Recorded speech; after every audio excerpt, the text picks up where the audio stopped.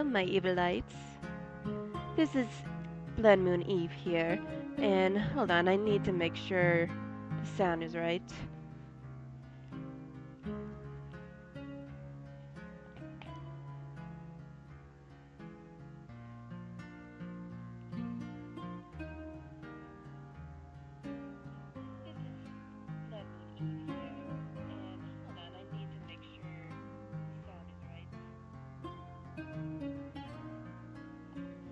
Okay, it seems everything is okay.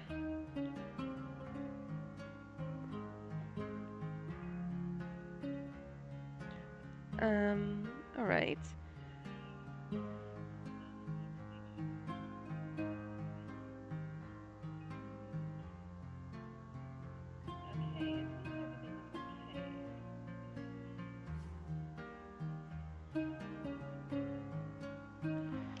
So, today I will be having a marathon of indie horror games. Last time I was playing V Rising, but it didn't gouge any reactions out of me. So, I will be playing a marathon of more story-bound indie horror games where I can be sure to have a reaction to. And forgive me if I'm feeling a tad bit congested.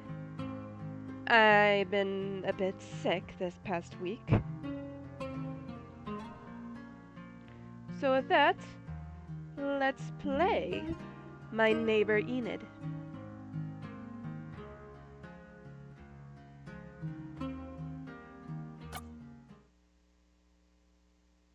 Do you want to see content warnings for this game? Yeah.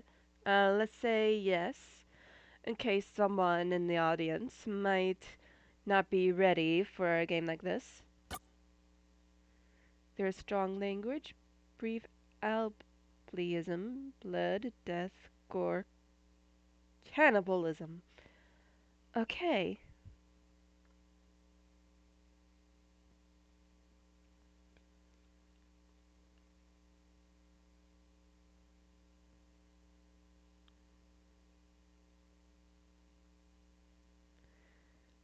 The only memories I have of my mother are from pictures on the wall.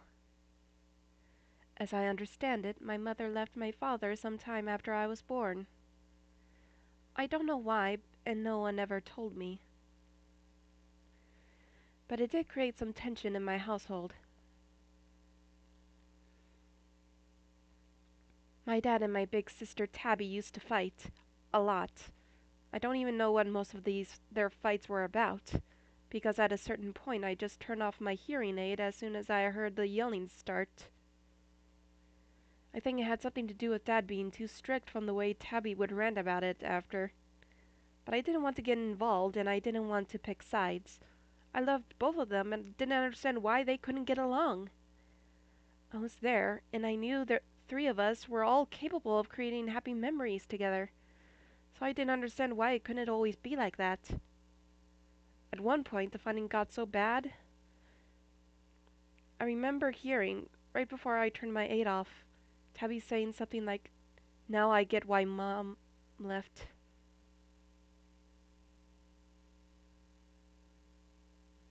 I didn't turn my hearing aid on for the rest of the night and naturally took it out to go to bed later. But I ended up being jostled awake in the middle of the night by Tabby. She had a strange expression on and was wearing a backpack over her shoulders. She was pushing her childhood stuffed toy into my arms and speaking to me, but of course I couldn't hear her. She must have realized that, though, because she looked at like she laughed a little to herself and then signed to me, "I promise to write." Then she got up, walked out, closed the door to my room, and I never saw her again. Tabby ran away that night. I'm not sure to where. She did write, as promised, but she sounded like she was having fun out there, meeting new people, doing new things, but there was never a return address. I don't know how she ever got the letters to us. I was sad I couldn't write her back, especially because Dad and I didn't stay in that house forever. We moved more than once. For work stuff, for money stuff. You know how it goes. So we haven't gotten any letters since. It's been years. I hope Tabby's still doing okay. I carry around the toys she gave me everywhere, so at least she feels close. Despite everything that's happened, I still like my dad. We get along really well, and I can tell he really loves me. We're always doing things like playing baseball together and going to the movies. He even plays video games with me sometimes. He's actually pretty good. Tabby always used to talk about him being strict, and I wonder if part of that stuck with him. Because ever since she left, I feel like he's been pretty loose on the reins. He even pushes me to go outside and get out of the house, even when I don't want to.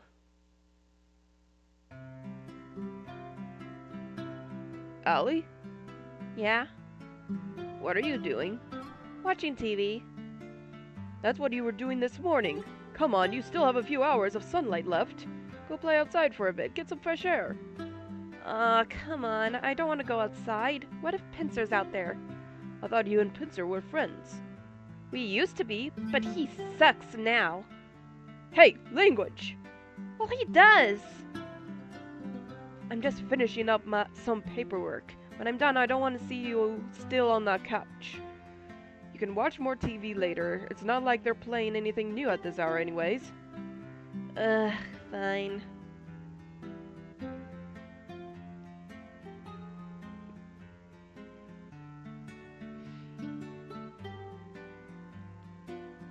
Okay.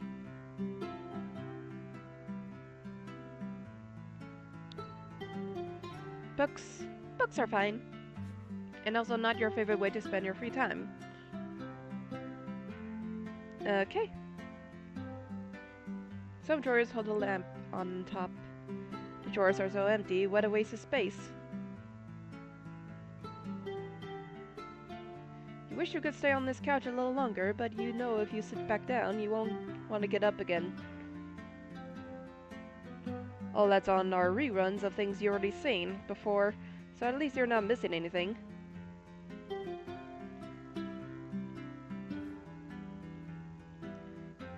And it's a beautiful day, yet you don't see anyone outside. Maybe that's a good thing? Some sort of big leafy plant. You're never sure why adults like to decorate their homes with big leafy plants in the corner of the room. Surely there's some more exciting way to use the space. A baseball-themed friend sitting with his little buddy.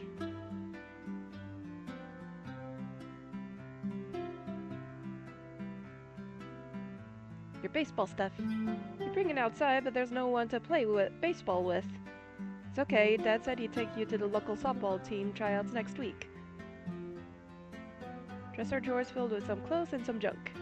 You had handheld consoles in here, but you don't really want to take it outside. Some posters you ripped out of some magazines and were able to start decorating your room with. They represent your favorite things, baseball and video games. What else could a girl need?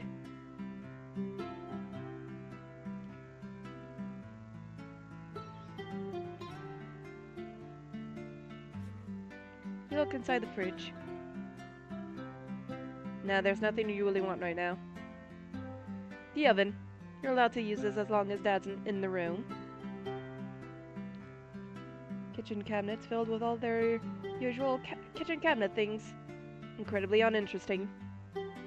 The sink. You already put away the dishes this morning. Colorful decorative plates hanging on the wall. They're pretty fun. The red one is your favorite. Hey, Alley Cat. Didn't I just tell you to go outside? What are you doing? Paying bills. Looks boring. It is boring, but somebody's gotta do 'em. I'm not sure yet. I was gonna go grocery shopping after this. See what I can make from there. Could we get, takeout? Why? Don't like my cooking anymore? No, I'm just really in the mood for hot dogs. I don't think there's a takeout place for hot dogs, Alley Cat. Well, there should be. Maybe I'll make one day. I thought you were gonna be a baseball star. Oh, I didn't even think of that. Baseball stadiums are always handing out hot dogs. Win-win. There you go. Not today, but I'll plan some more time soon. Getting excited about tryouts, huh? Yeah. That's why I want to practice a lot. I gotta get in. Hey, I have no doubt you're gonna school all the other kids. I hope so. Thanks.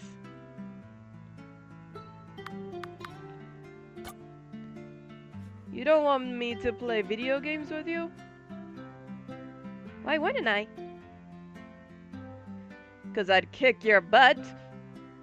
Whoa, language! I'm an adult. I can't say it. When can I say it? When you're taller than me. How tall are you? Don't worry about it.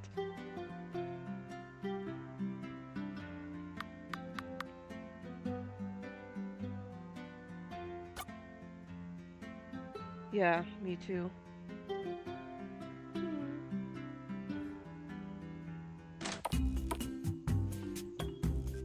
Alright, it's pretty nice out here. It's been almost a year since we moved into this house. Unlike the others, this one is one it looks like we'll be staying in for the foreseeable future.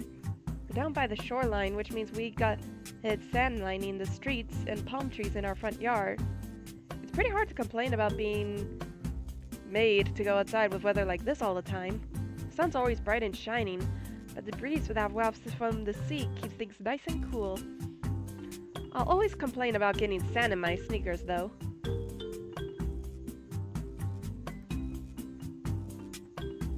It's time to jump rope.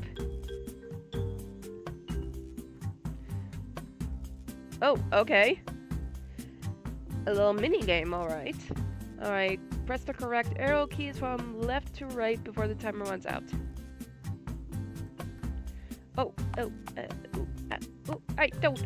Wait! Hold on.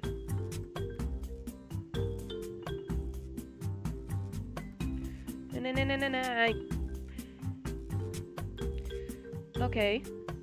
One. Okay. Alright, let me try again. There we go.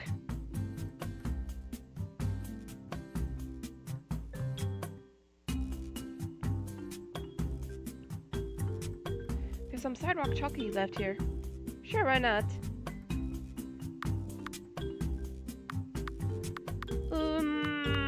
Let's try a crab. There you go. Why did you draw this? Well, we're near the beach.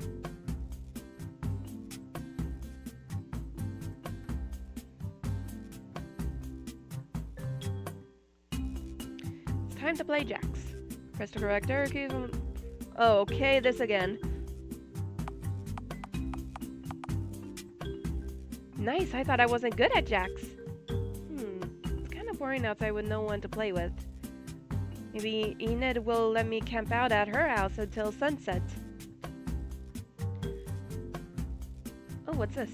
A missing poster has been attached to the trunk of the tree. It shows the picture of a young adult man. The poster states that he was last seen leaving work early for a date he had. There's a number to call if he should be found.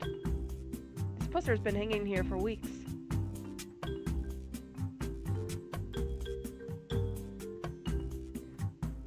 Hey, I was calling to you. Called it. Dang! Thought that aid was supposed to help you. For a cat with such big ears, you really can't hear... Crud, huh? Well, for a crab, you sure live up to the name. Son of a... This is Pincer Chase. He's a red crab that lives a little further down the block. When I first moved in, we got along pretty alright. He played with me a lot, and we even used to lend each other stuff. But these past few months, I don't know what happened, but he changed. He's always got such an attitude, and now he hates me for no reason. What are you doing out here, playing with chalk, jacks? Ha! Thought you would have outgrown that by now. Though I guess I can't say much when the baby still carries around her dolly. Baby? What are you talking about? You're only 2 years older than me, barely. And yet you act like you're 10 years younger than me. Well, maybe I wouldn't have to be playing with such a baby stuff if somebody would turn my copy of Calamity Heroes. Well, where is it, huh? It's my video game. If you don't give it back, you're stealing from me. And I'm gonna tell my dad on you, and he'll make you give it back. ha, getting your dad on me? See, you are a baby. You can't even fight your own battles without calling Daddy for help. I'm not a baby. You think you're so much more grown up than me just because you grew that gross caterpillar on your face. Hey, you just what is happening out here? Enid! That's my neighbor, Enid. Enid is awesome. We're like best friends. We talk like all the time. She lets me help her with her garden in her backyard. And she brings over dessert on the holidays. And she smells really pretty all the time. She even babysits me sometimes if Dad's gonna be gone all night. One time I heard Dad tell her that he appreciates her spending time with me. I think it's because all the other girls in my life left. But if there's only one girl in my life, I won't complain about it being Enid, because Enid rules. Are we fighting out here? She started it. Nuh-uh! Yuh-huh! Alright, calm down. What's happening, Allie? Pincer took my game forever ago and won't give it back? Pincer, is this true? I was gonna! Hey, don't take that tone with me. I'll take whatever tone I frickin' want. And a swear? Should I tell your father about this? Our date's tomorrow night, and I am not afraid to bring it up to him during it. Tell him I don't care! And pulling your claws out at me? Oh, I'm sure he'd love to hear about this. The disrespect. Whatever, who gives a crud? You suck, and he sucks too! Sorry for yelling out here, Enid. It's alright. Are you okay? Better now that you're here. Dad forced me to come outside and play while the sun's still out. But I knew I'd run into stupid old Pincer if I did. Wish I could just go home now. Other than that annoying thing, it's just boring out here. I see. Lucky for you then. I'm also bored and I've got a matcha cake inside I can possibly eat all by myself. Oh, heck yeah! This is why you're the best. Huh, I try.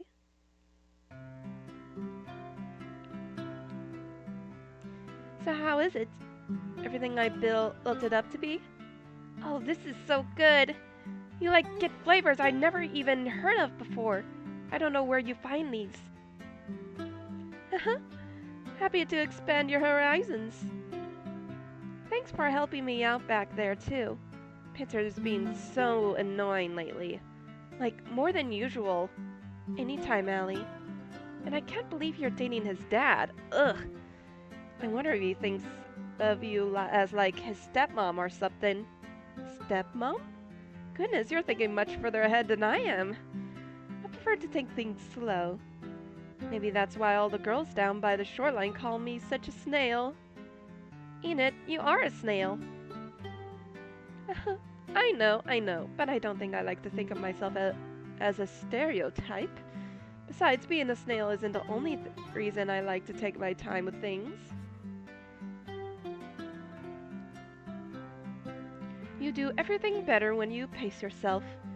If anything, more people should learn to take it slow. Everything's so rush, rush, go nowadays. Rushing just makes mistakes. Oh wait, rushing just causes mistakes and leaves you in a mess. Allie, are you alright?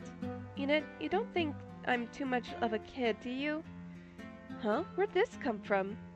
Pincer kinda makes fun of me for it. You know, playing with toys and jacks, carrying this old stuffed toy around. And I don't know, hearing you say what you just did, it's like part of me wants to be grown up already, but also, is it okay to, take a little extra time getting there? Oh, Allie, of course. Everyone goes at their own speed. And even when you do grow up, it doesn't mean you have to stop being a kid at heart either. I mean, just look at me, for example. I like plenty of things one might call childish or even silly. Really? I wouldn't have guessed that. Like what? Well, for one, I have a cake in my house much more often than I should. And I keep every gift I get, regardless of how childish one might think they are. Stuffed toys, little figurines, I even keep the packages if they're pretty decent enough. Pretty enough. I still remember one of my favorites being a little gift bag with a smiley clown on it. Do you get a lot of gifts, Enid? No, I don't want it to sound like I'm bragging or anything. How come I never see them around then? Oh, I have them all stored away for safekeeping. It'd be much too messy if I display them all. And this way, I know they're safe. But I hope you might feel comforted in knowing that even grown-ups still like all the same fun stuff kids do. We just tend to hide it more, that's all.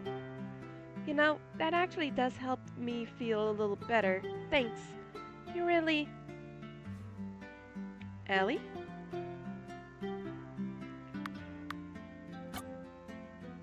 Oh, aren't you just a little sweetie? Thank you for thinking of me so kindly. You've got a really big heart, Allie. I'm almost jealous. Oh shoot, I wasn't even paying attention to the time. The sun's already setting. Should I, get out of your hair? Normally I'd say you can stay as long as you like, but yes, it might be a bit better for me if you leave now. I gotta get up early tomorrow, and I still got to make a proper dinner and take a shower. No, yeah, it's totally fine. I'll catch you some other time, Enid. Thanks for letting me hang out. As I said, anytime.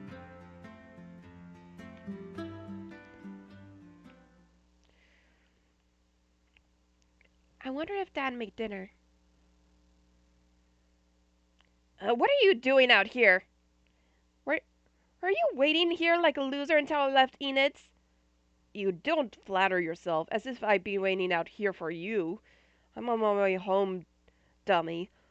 In case you forgot, I live on this street too. Don't call me dummy! Then stop being such a freaking dummy! You know what? I hope Enid does become your stepmom. Excuse me? You could learn a thing or two from her. Like how to stop bullying the neighborhood girls like a big, dumb baby. I ain't the freaking baby here! You sure look that way to me. Always whining and crying and throwing tantrums. Anyone would think you're a bigger baby than I am. Well, until they saw that ugly excuse of a mustache. Well, hey, idiot, let go! You know I wouldn't have to call you such a baby all the time if you just grew up already.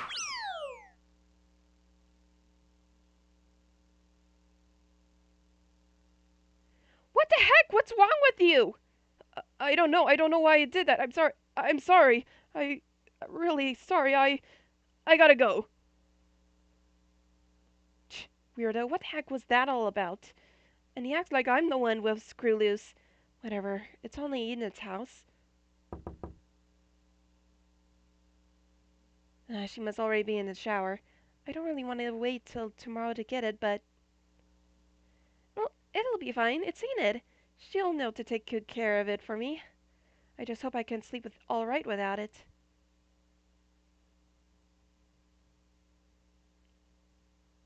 Hey, kiddo, have fun out there? Ugh, no, Dad. What's with the attitude? 'Cause I was right. 'Cause I was right, and stupid Pincer was out there, and he threw Tabby's doll into Enid's house. Peter's really got you twisted lately, huh? Want me to talk with him? Or his dad or something?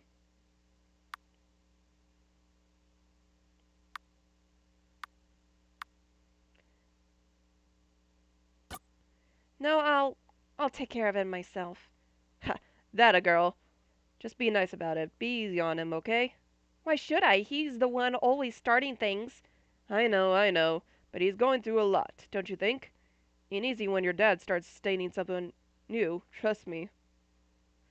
And I'm not defending him, he's still in the wrong. But people usually don't act out for no reason. Most of them don't, anyway. Alright, I get it. I'll go easy on him. But if he. I will try to go easy on him. Atta girl. I had a rough time falling asleep that night. I really wanted Tabby's old doll back, but I was eventually able to relax enough to fall asleep. I reassured myself that Enid would keep him safe and sound.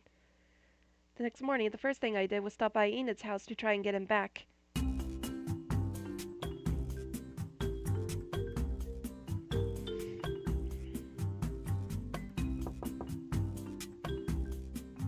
Enid? Hello? It's Allie. I wanted to know if you found my plushie last night. Hello? There's no way she's still out asleep at this hour. She must not be home. Gah. Okay, I definitely heard that.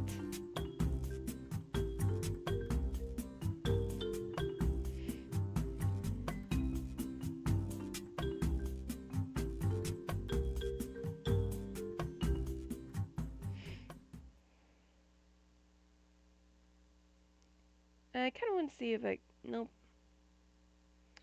Wait, I want to see what's going on the other side. And okay, I can't leave.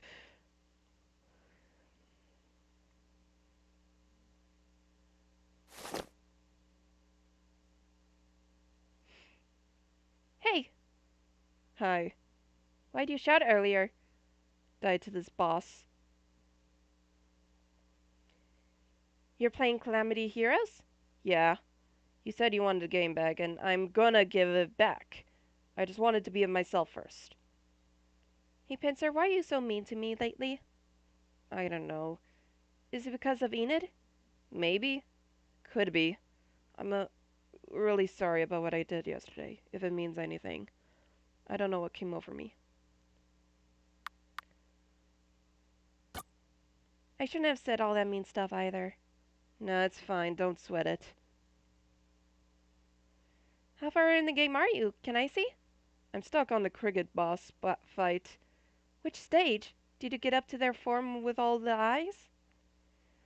I don't even know there was more than one stage. Let me see where your levels are at. Oh, you're playing as the girl avatar?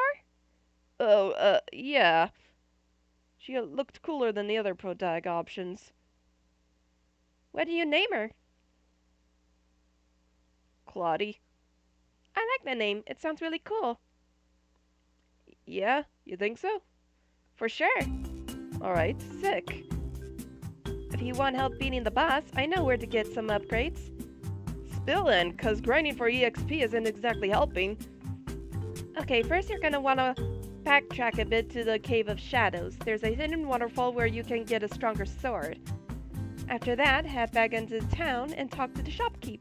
There you can buy...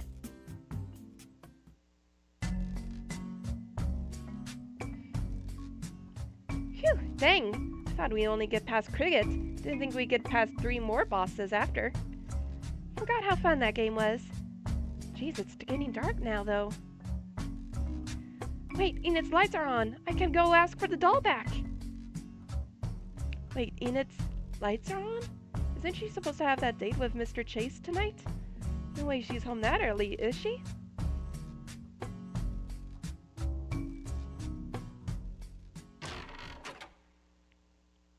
But to my surprise, her door was unlocked, and it opened as soon as I touched it.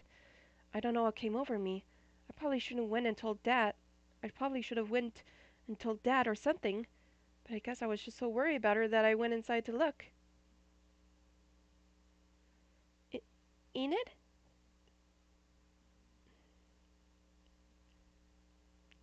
So there are some notes hanging on Enid's fridge. To-do list. Buy new garden shovel.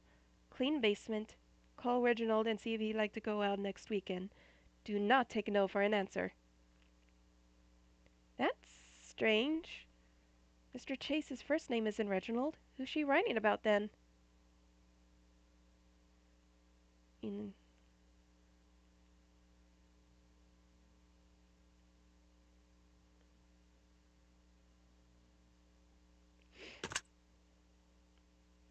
hmm?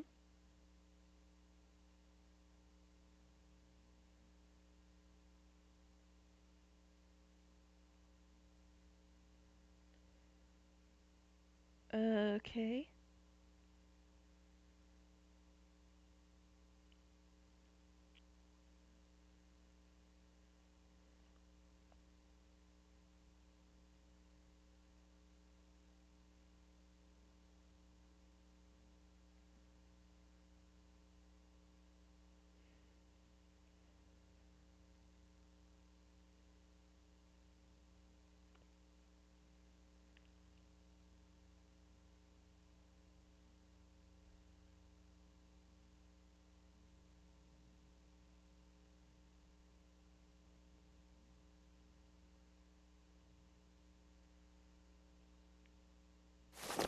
Could I use this?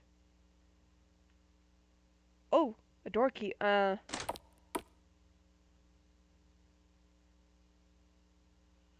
hold on. Save.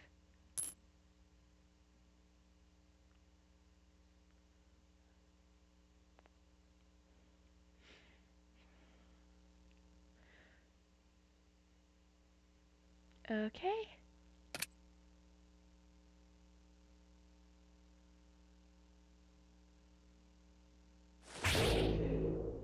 Huh?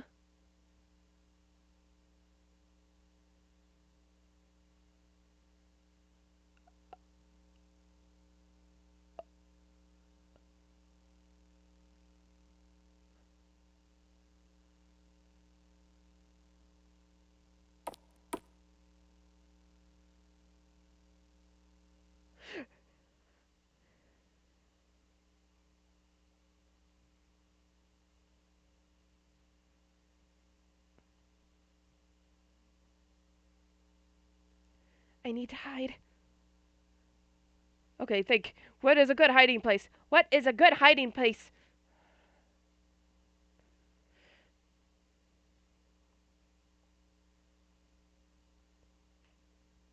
You already duck under the bed.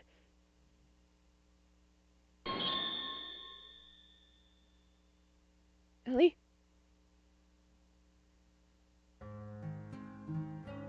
Okay, continue.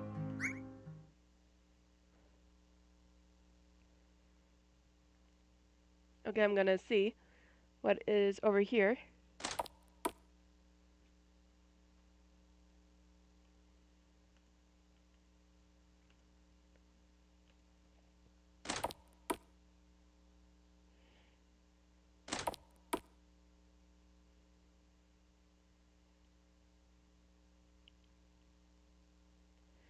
Okay.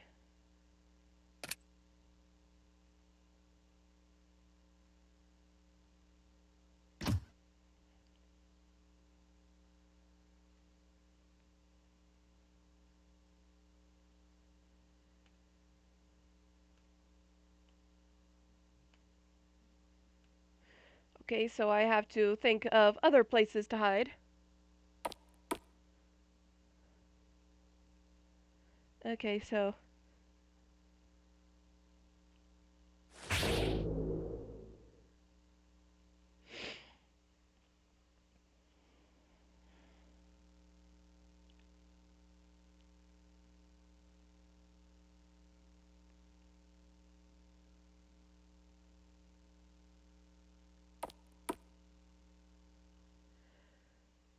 Okay.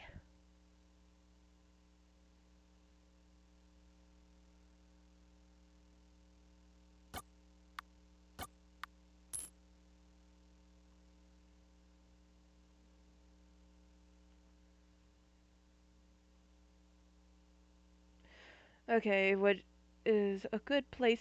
Alright.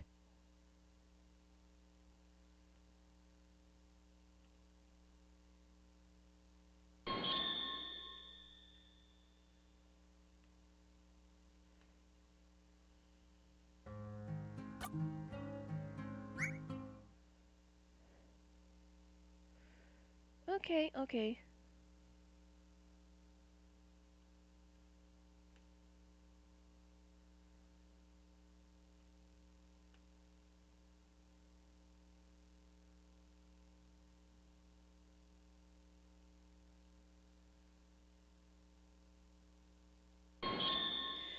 Where am I supposed to hide?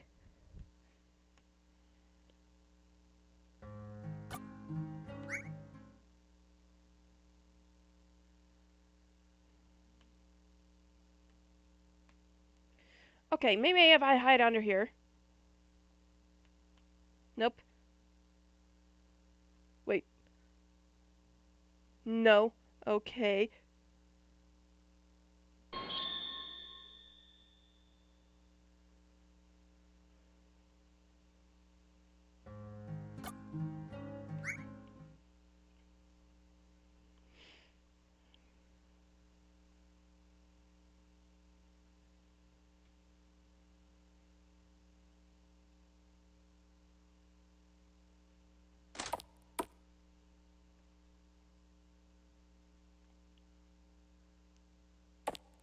You hear the door open. Someone is in the room with you. It's getting harder to control your breathing, but you have to try. Ooh, I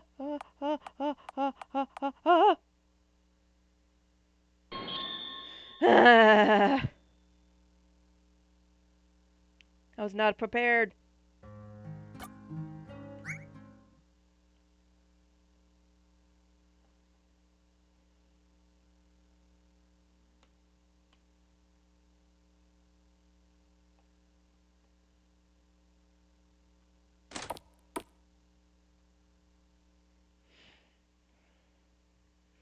Okay.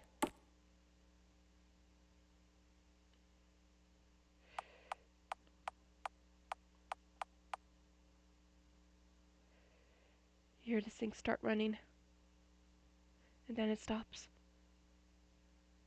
It's quiet again.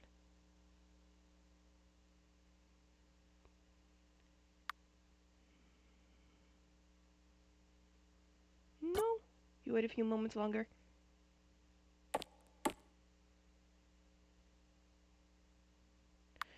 No.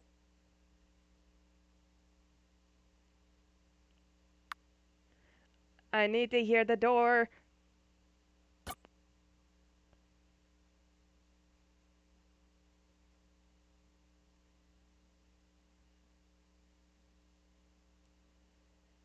If it's gonna keep doing that, fine, yes.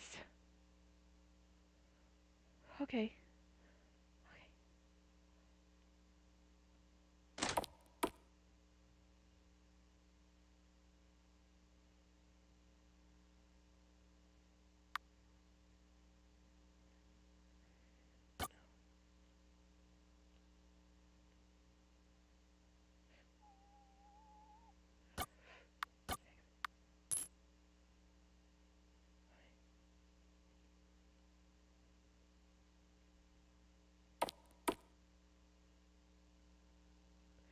You hear someone enter the room you're in once again. You struggle to stay quiet, still and quiet. Oh, but here we go. Don't move. Hold your breath. Don't let her know you're here.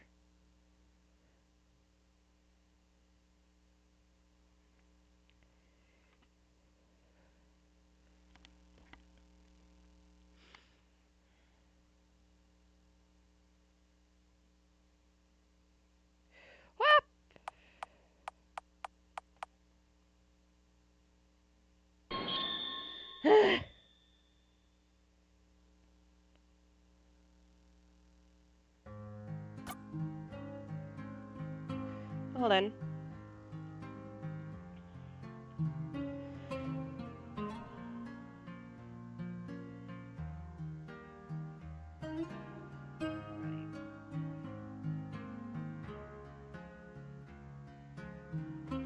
Okay.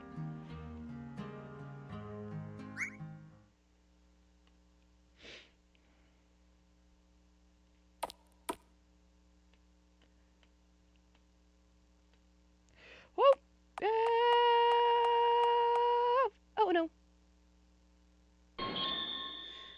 Okay.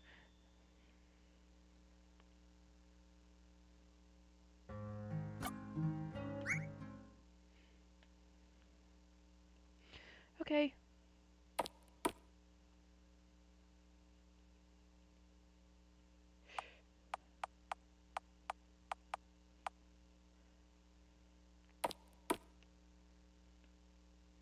It's quiet again. What's this under here? Strange key. That must be for...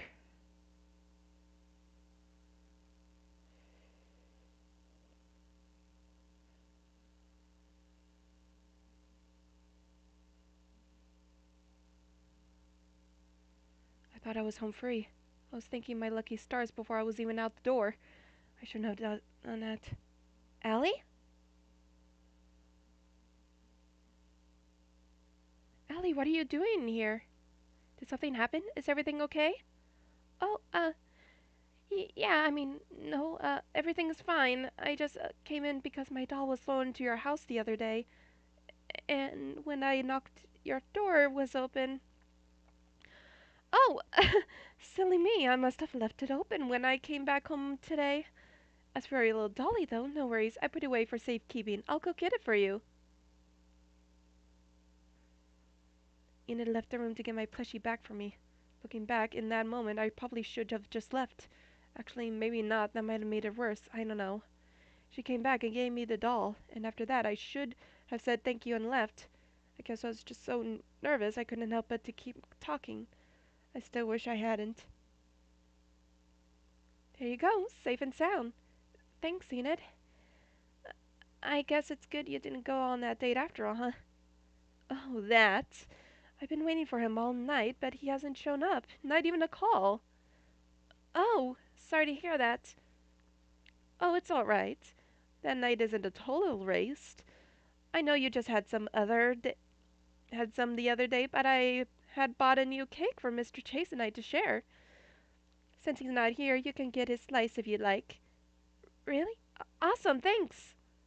Here, you get the cake from the fridge. I'll go get the nice china. Yeah, sure thing.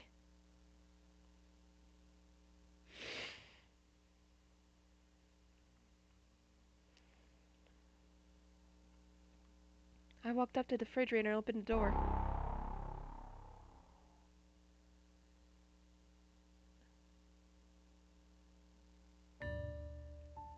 Oh, goodness. I really did swear I had moved it already. I suppose that's what I get for rushing. I turned my head up to her and said, You, you kill people. Oh, honey, I don't just kill people. I eat them. Hold up a second.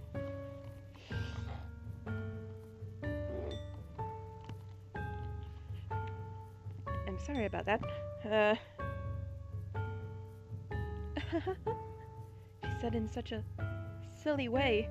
The kind of tone a kindergarten teacher uses when telling her students a scary story, calling her sharp claw nails out in front of me before cracking into another laugh, as if she were pretending to be a spooky witch in a children's play. I mean, can you blame me? Mr. Chase was such a handsome man, and so polite with me, too. Who wouldn't want to eat him right up? Though he was a bit of the jealous type.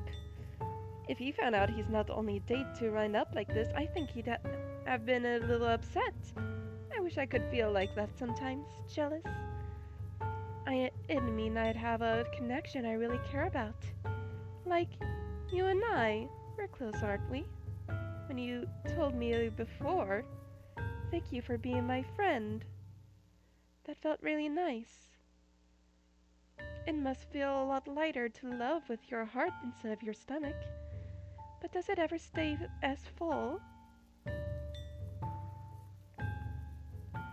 Why are you telling me all of this? Oh, I mean, it's like, you're not going to tell anyone. You could promise me that, can't you?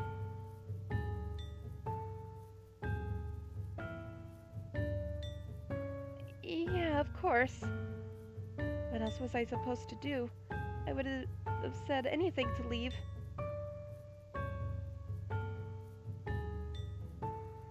Um, what happens if I break the promise?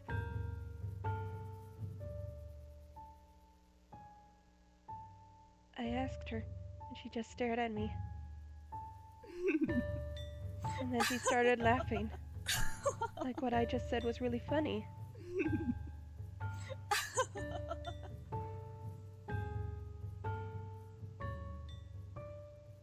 Last words I remember hearing from her were, "Good night, Allie," as she gently shooed me out of her door. And I walked home. Hey, Alley Cat, there you are. It was getting late. I was starting to get worried about you. Yeah, sorry, Dad. I was just, at Enid's. Yeah, I figured. Hope Enid didn't fill you up on sweets too much while you were there. Dinner's ready. Come, sit. I dare say I'll outdid myself tonight.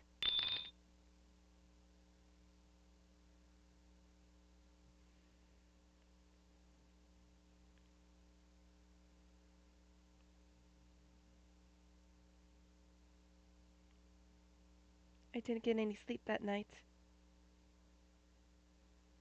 All I could do was sit up in the bed and stare across the street at Enid's, as if waiting for something to happen. I'd like to see her walk out of the door and start making her way towards my house.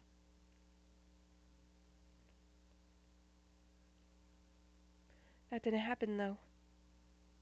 Eventually, the lights in her house went off, but I still didn't go to bed.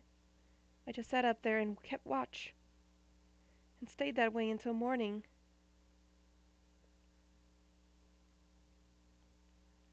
If you're hoping for some gruesome end to this story, like her coming after me or my father or something, you'll be sorely disappointed.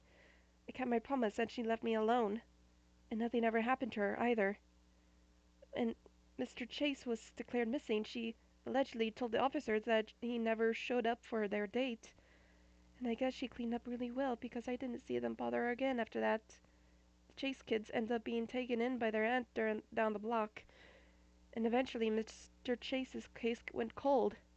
Hope he's not mad at me for that. Like I think he'd understand. I didn't really see Enid after that either. I didn't want to. When it came to things like babysitting, I told Dad I was too old for that now and could stay home alone. When he would ask me if I had visited her lately, I would sometimes lie and say I did, so he wouldn't think anything was weird. I wonder if she ever told him otherwise. I guess I'll never know. 3 years later.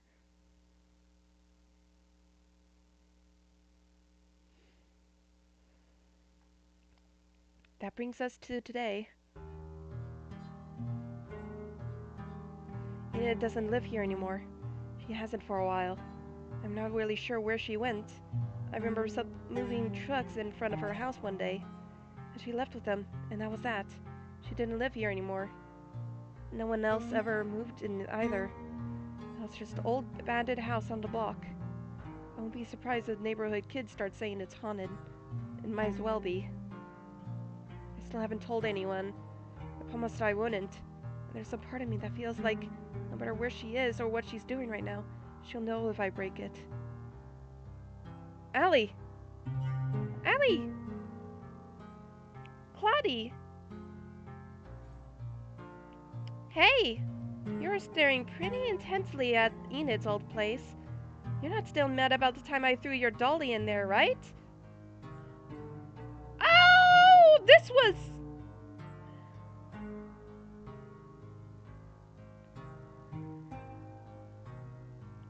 Oh, okay.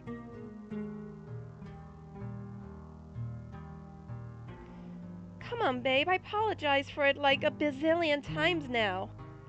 No. We're cool with that now, I swear. Okay, good. I was just coming to get you because me and the other girls were heading to the arcade, and we wanted to invite you. But I see you've got all your gear on, so if you're too busy with practice or something, uh, maybe in a bit. There's just some stuff I gotta do around here first, chores and all, you know? Alright then. We're gonna be hanging out the whole day, so just text if you want to join in later, too. Sounds good. Thanks, crab cakes. I'll meet up with you guys later.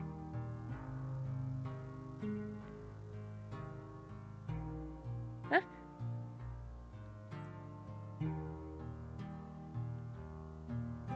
Hello, Shadow Claus.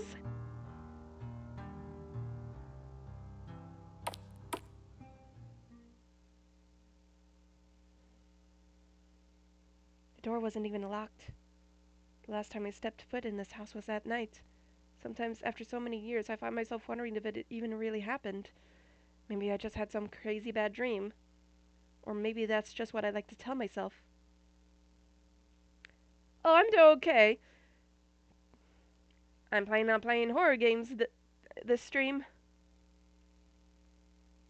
But I didn't think that after so long and so much dust, this place would still smell like her. Oh, okay.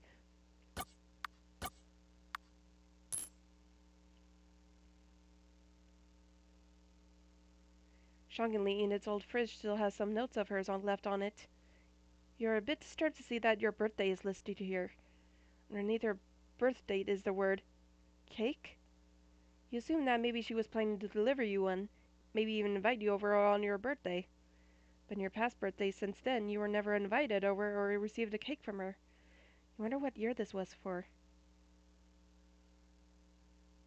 The oven is so dusty. I like that it's no longer in use.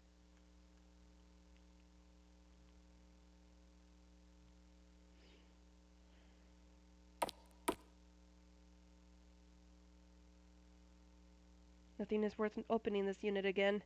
You don't even want to risk it. You tell yourself there's nothing inside and you hope that it's true.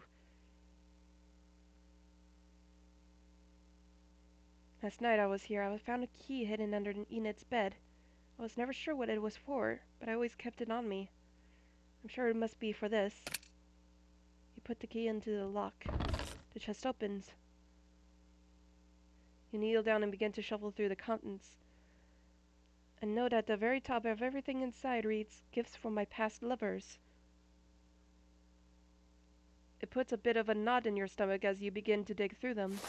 The first thing you pull out is a teddy bear. Its fur is red and is holding a velvet red heart.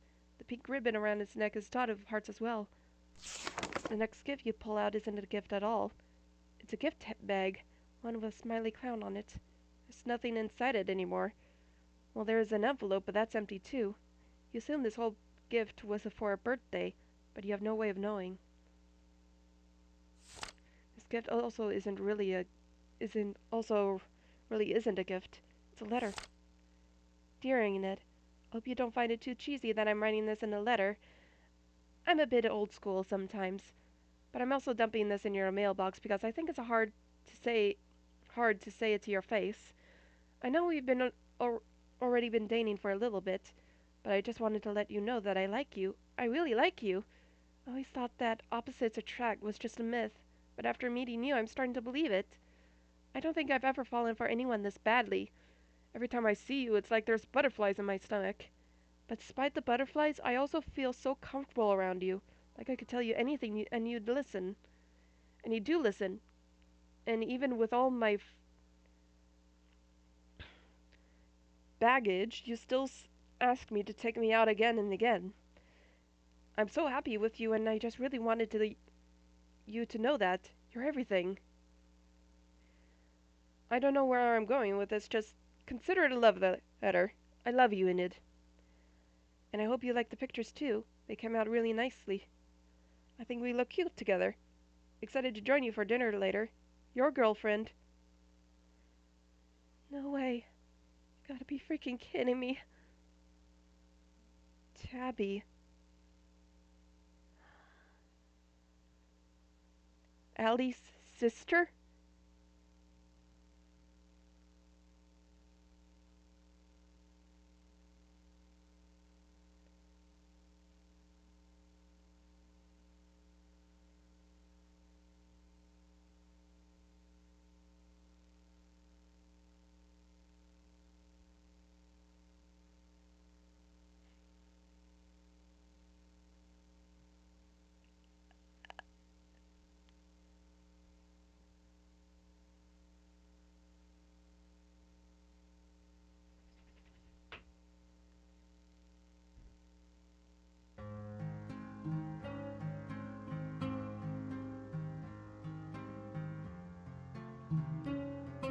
My gosh.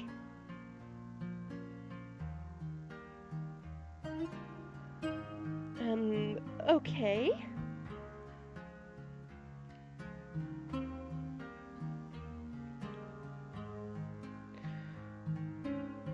Well, that was something.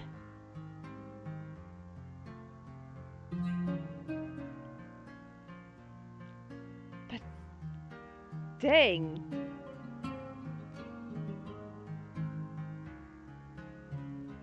Okay, so favorite part of this game, I thought it was really cute how that Pincer guy who started out as a friend and then became a bully, but then became a friend again, and then apparently become became transgender girl, and they ended up being girlfriends. I thought that was very cute.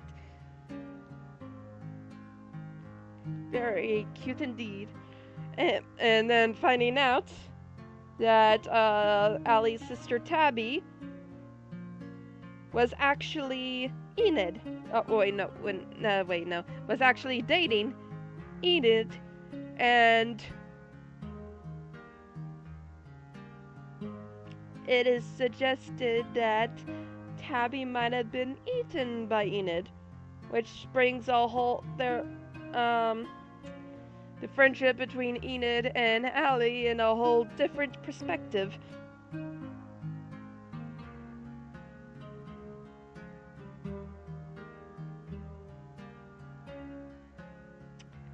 I feel very bad for Allie, especially now that we know what happened to her sister.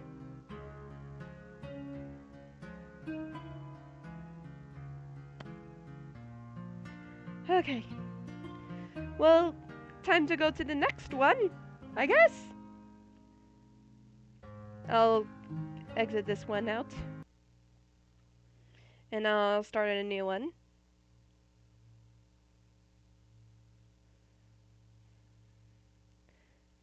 Uh,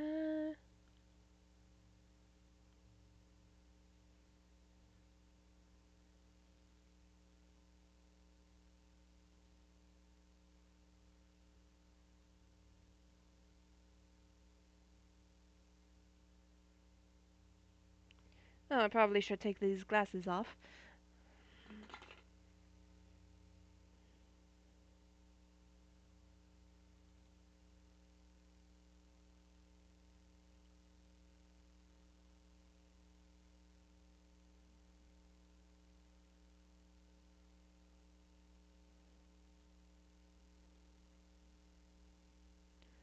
Oh, here we go.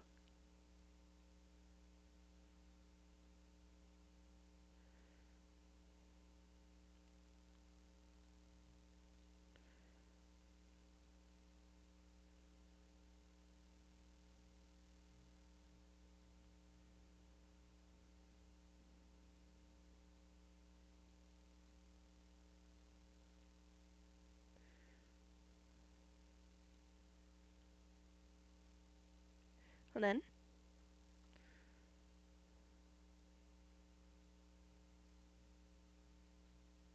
Okay.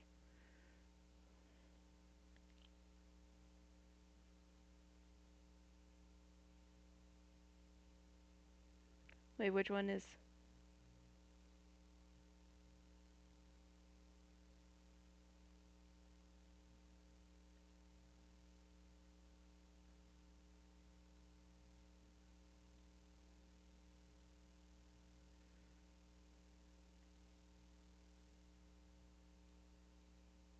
Okay.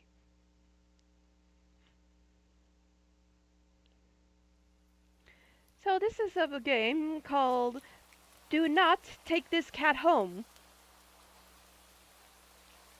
And apparently there is something wrong with this cat.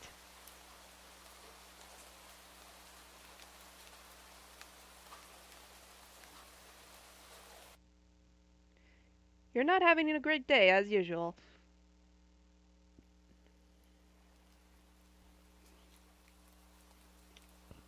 Oh, great.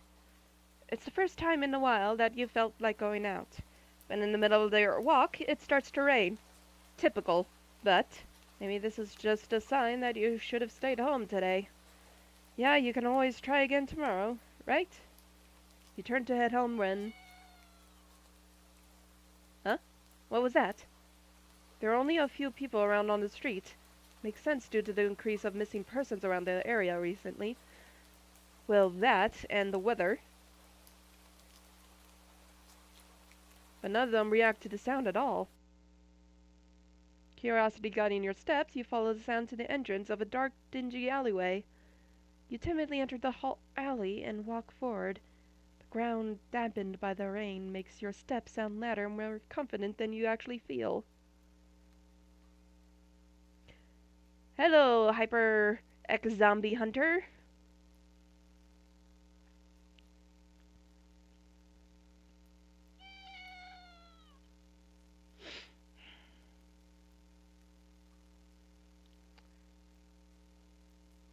Finally, the sound's source comes into view in the cold, dim light of the alley.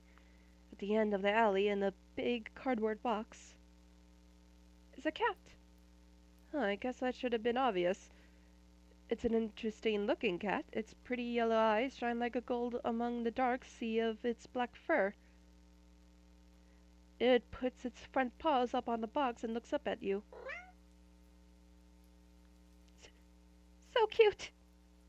And it definitely knows it. You've never had much of an opinion one way or another about cats before. It's shocked they haven't already found a way to rule the world. You don't think you'd mind bowing down to a feline overlord. Look around the alley with a small frown. Who leaves cats in cardboard boxes these days anyway? Wouldn't they just jump out and leave the box eventually? The cat doesn't answer you. Obviously. It also doesn't do as you suggest and leave the box. It's just looking at you, as if waiting for you to make the next move.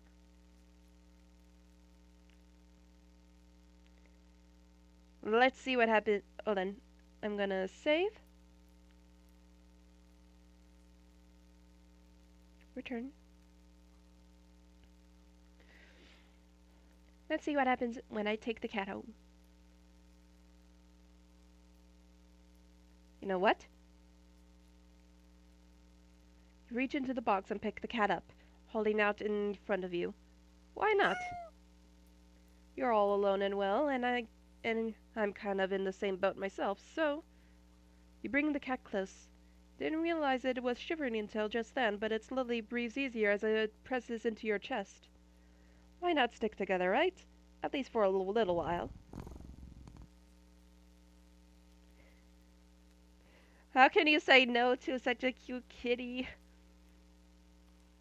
Especially when the first thing it does is cuddle up to you in your arms. You think a little while will probably be more like a day. You'll be responsible and take it to a shelter tomorrow, but for now, let's get you out of the rain, okay? You stop by a small local pet store for some cat food, then head back home. You live in a modest apartment. 1 bedroom, 1 bathroom, you living alone in it. So it feels weird having another living being inside it after so long, even if it is just a cat. After locking the front door and placing the cat on the floor, you watch for a moment as it carelessly explores the new environment. Leaving the feline to its own devices, you set about making the both of you some dinner. You take out the can of cat food and open it with a tab on top. You put some cat food on a saucer and click your tongue to call the cat over to you. It perks up at your beckoning and rushes over. It looks at the plate of food. I'm not very good at talking today, it would seem. And completely ignores it. Not hungry, I guess. You try not to let it annoy you. The cat doesn't understand the concept of money to appreciate that you spent your hard-earned cash on it. It's just a cat after all. I'll just leave it here if you get hungry later, okay? The cat rubs its body against your legs with a purr. Smile, that's enough of the thanks for you. It follows you into the kitchen as you start your own dinner. You decide that you have enough ingredients for a sandwich. Bread toasted, mayo mustard spread, turkey and cheese and lettuce perfectly placed. Tomatoes. Ow! You wince as you cut your finger on the knife while slicing a tomato. Stupid. You feel a little embarrassed for such a blunder and sigh, tossing the knife onto the cutting board. You're about to head to the bathroom for a bandage when the cat hops onto the counter. It sniffs at the knife and meows almost pointedly at you. Don't worry, I'm alright. It was just an... You watch as the cat starts to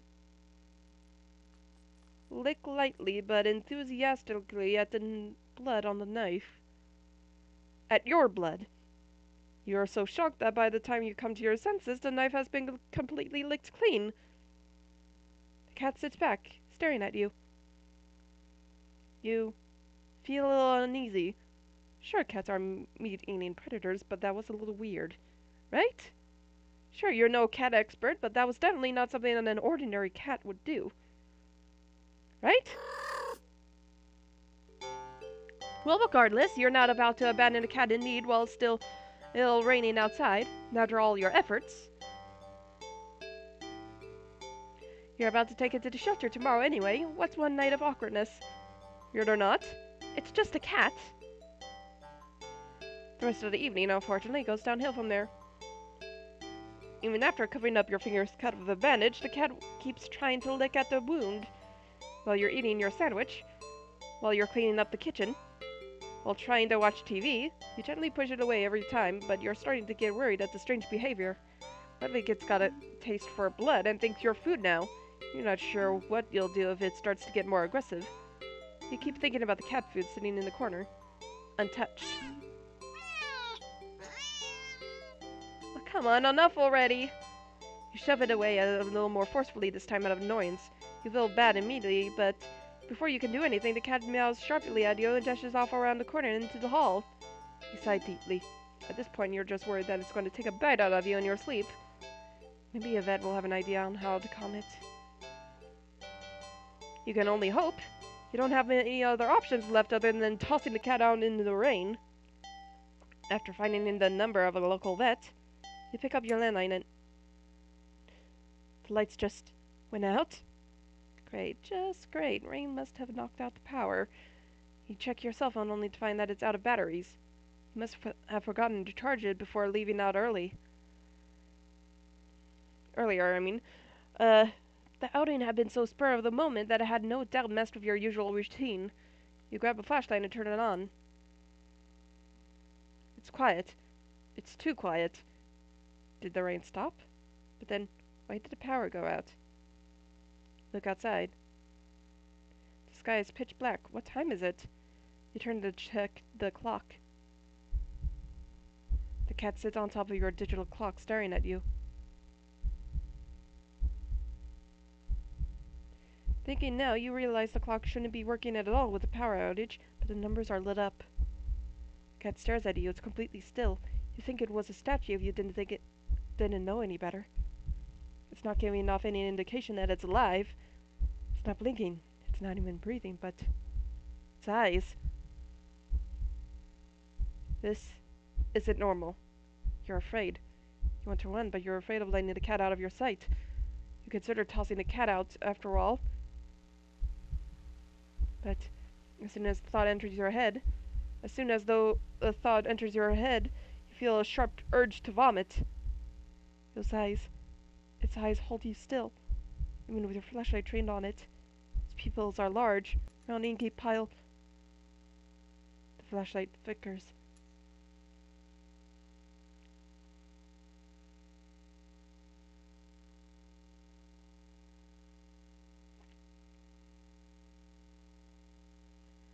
And the cat is gone.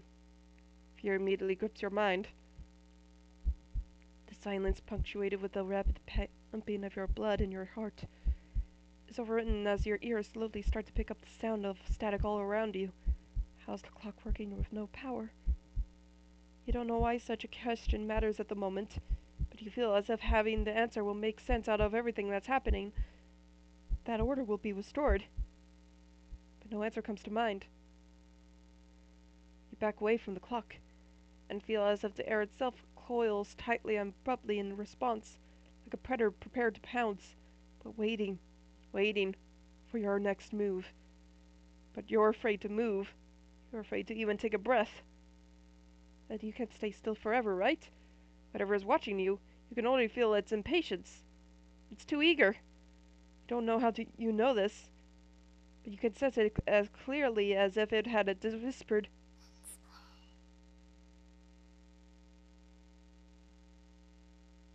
Right into your ear, right into your soul. It won't let you wait it out. Not that you could Not that you could, even if it did. You can't stay here. You have to run. With this thought, a sudden primal instinct awakens within you, making you tear yourself into a hasty burst of movement, of action. But you're still weak from the fear's grip on your mind. Your legs tangle together under you in your haste, and you fall to the ground. A sharp pain explodes in the center of your foot. At first, you think you've broken your ankle, but something warm and wet trickles down the length of your foot, pooling underneath it. You hear the sound of metal scraping on tiles after skidding across the floor as if it had been kicked. Minded from your fall, you look up in a daze and see the object glinting and a strange light coming in from outside. The light pouring in from your now open front door. Thoughts of how, when, who, what, in regards to your inexplicably open door screech to a halt as your brain finally identifies the metallic object you've been staring at. It's your kitchen knife, and it's still tinted red from your earlier blender. But that's not right. Wasn't it completely licked clean by the... You gulp jolly at the pain in your foot. You barely have the time to wonder how the knife ended up on your living room floor to be stepped on, instead of resting on your cutting board in the kitchen where you left it. When you spy something in the darkness just beyond the knife, it spies right back at you. A pair of glowing golden eyes come forward as the cat emerges from the shadows into the light from your doorway. It pads lightly over to the knife as if skipping in delight, and bends down to lap at the blood dripping from the blade. Your senses slowly begin to overwhelm you, the chill of the air as it starts to suffocate you under its weight. The sound of your shaky breaths discordant against the static, now piercing your skull, the dryness on your tongue springing to your throat. The incomprehensible sight of the stray you taken in. The incomprehensible sight of the stray you taken in, licking away at your kitchen knife once again completely clean. The scent of blood from the flesh wound on your foot. Blood. Golden eyes lit up to you as if in response to your sudden realization. Blood. You're hurt. Your foot is bleeding. You're bleeding. You're bleeding! The cat barely moves, shoulders stretching as if just considering the act of pouncing forward. But you're already on your feet and out the door. You run, or rather limp, down the empty street. The sky is black and bleeding red. But there's a strange light emitting from nowhere that casts everything else in white. The house, the trees, the road, even you. Everything, except your blood. You can just barely glimpse the bloody imprints your injured foot leaves in your wake with every impact it makes with the ground. It hurts. It hurts. But you can't stop. You don't stop. Not when the shadows grow around you. Not when you feel the gaze of eyes all over you. Not when the road ahead of you is darkened by a long shadow of something behind you. Even then, you don't stop running because... if that's the cat right there ahead of you, then... what in the world is behind you?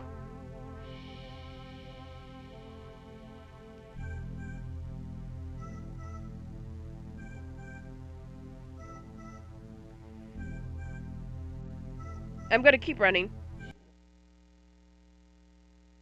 Huh? Interesting. How very, very interesting.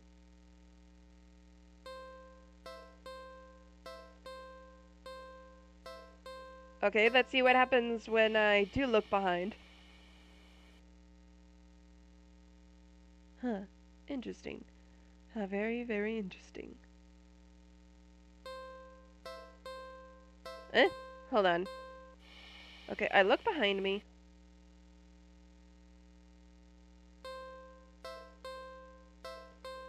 Okay, and I keep running. I don't even see what's behind me. Okay.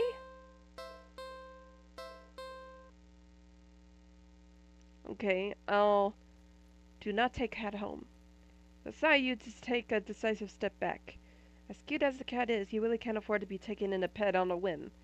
Rent's coming up soon, and your job doesn't exactly leave you rolling in dough. You give the cat a sad nod. Sorry. Good luck out here, okay? You turn around and leave the cat in the alley behind. Rain's picking up. Time to head home. Ending question mark? Not a fool.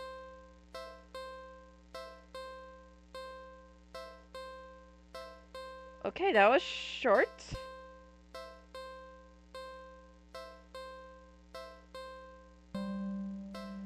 Credits.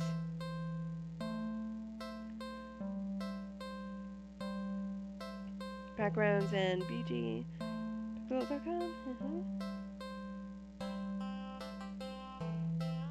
Okay. Not a lot of options to go by. I feel like it could be worked on a bit more. Like, try giving it more endings and more choices.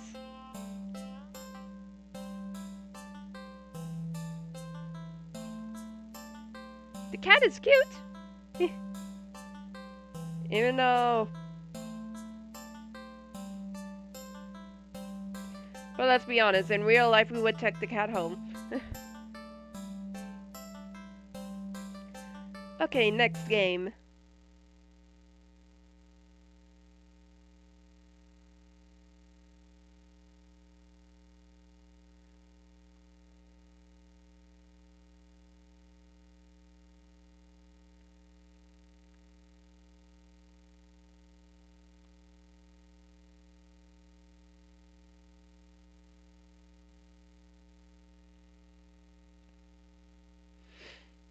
This next game is called Lift Your Spirits.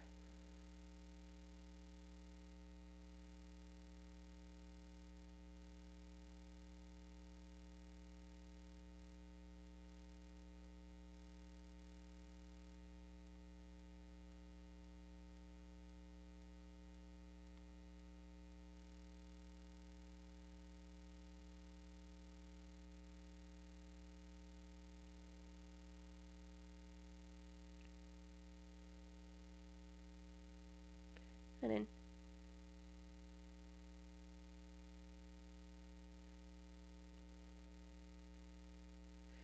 maybe I should make it a tad smaller so I'm not actually covering it. There we go. Much better. Well, hello, shorts.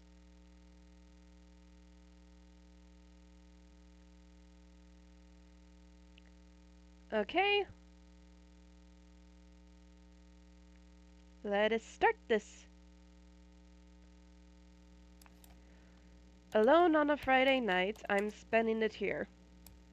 My fingers were sluggish as they typed out the last bit of conclusion needed to finish off my paper.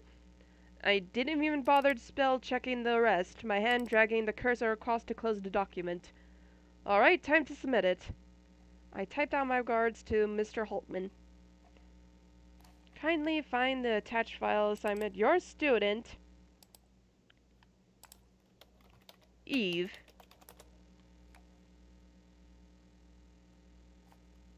Softly and yawn and turn on my phone to check the time.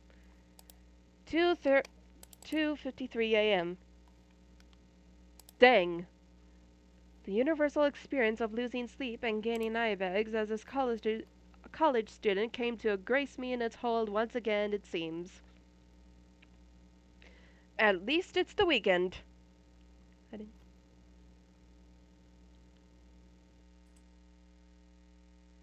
Turning off the computer, it suddenly hit me how quiet it was with my fingers tapping away at the keyboard. Everyone else had left.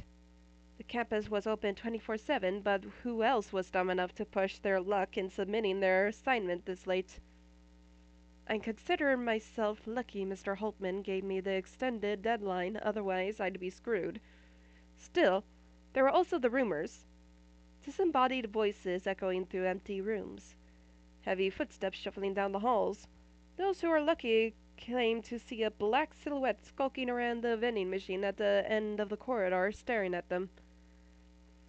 I wasn't a superstitious type, but I had to admit the eerie silence of being the only person here gave me the creeps. I was recalling all the gossip spread around the student body when a sound made me perk up. I glanced behind me over the monitors to see if someone had come in. Nobody.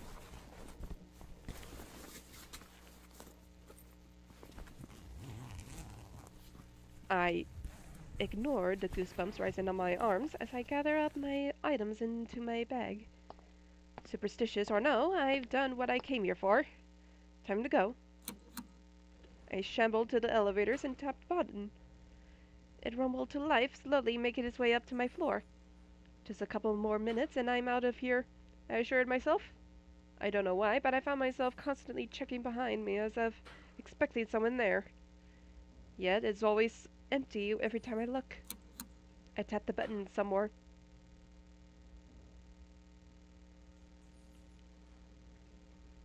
The hairs at the back of my neck stood as if I was being watched.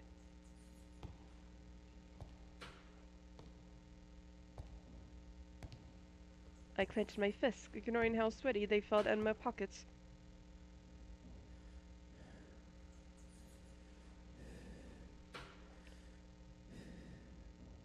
Okay. Is there someone behind me? I jumped. The door slid open as I released the breath I didn't realize I was holding. I didn't even consider looking back as I stepped inside, refusing to turn around until the doors closed. The chipper background music they played calmed me down somewhat. I'm almost in disbelief they were still playing at this hour. Almost. I pressed a button for the second floor. The elevator moving was a small jolt. With nothing to do but wait, I stared at as the numbers slowly descended. The lull of the elevator was starting to make me sleepy. I thought of the things I could do once I got home, just to distract myself for the rest of the ride. A shower for sure, microwave dinner.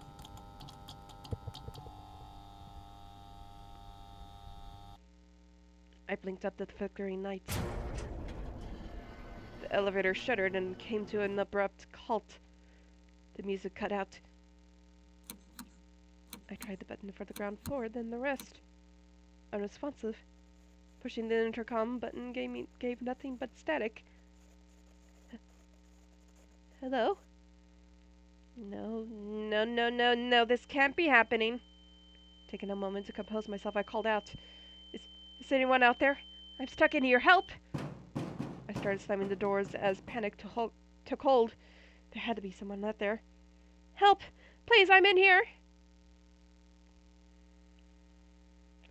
I didn't stop for a good minute, and getting more and more desperate as tears welled up in my eyes. Why? Why now? Why me? I knocked my forehead against the door in a slump, ready to curl up and cry.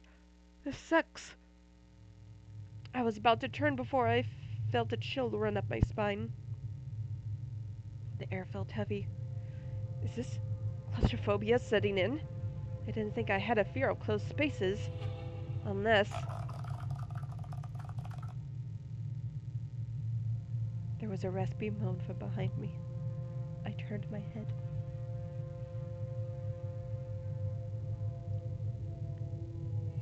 And screamed. Across me was a growing blotch of darkness, an oozing mess that seemed to melt through the walls. I scrambled away, my back flat against the doors. A hand emerged from the writhing form, grasping at the edges. Foul-smell black ichor dripped from its fingers. Another arm followed suit, clinging to the other side. I couldn't look away. I couldn't find my voice to scream. A face took shape. A pair of hollow eyes and a manic grin with several teeth. seemed to smile directly at me. I blacked out. Excuse me, I need to take a sip of a drink.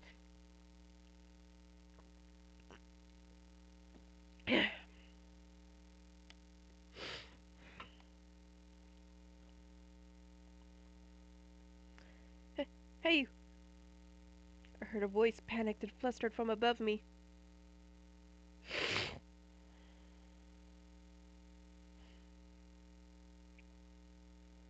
A person was looming over me, visibly worried as I blinked to unconsciousness. You're alive. I couldn't really check for her pulse, so... Anyway, are you alright?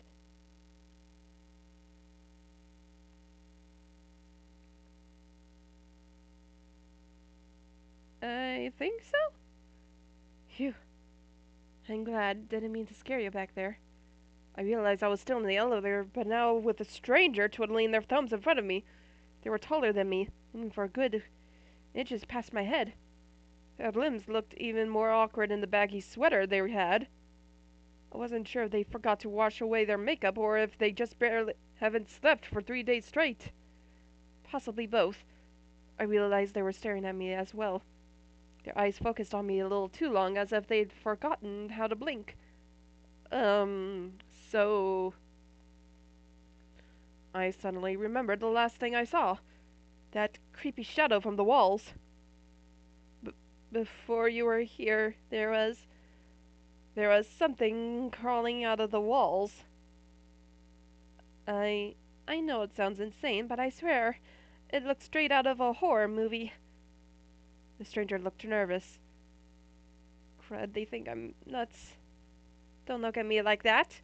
No, I believe you for sure. You saw it too? Well, sort of. Sorry, I'm really trying to be sneaky. That must have been uncomfortable to watch, huh?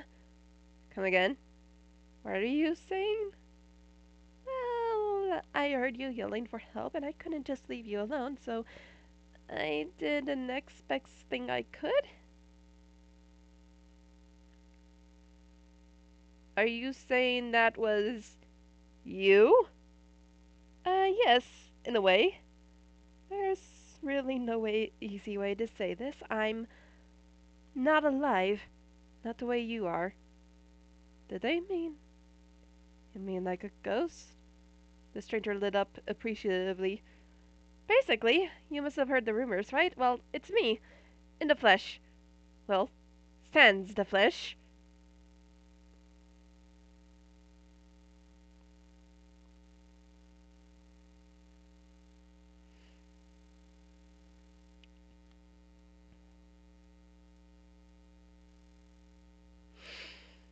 Hmm.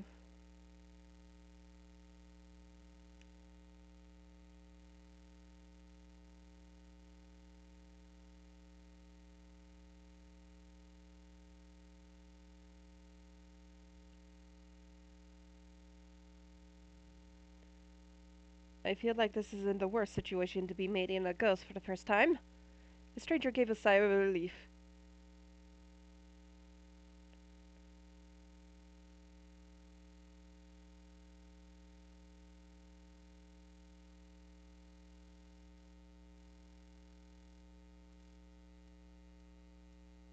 Okay.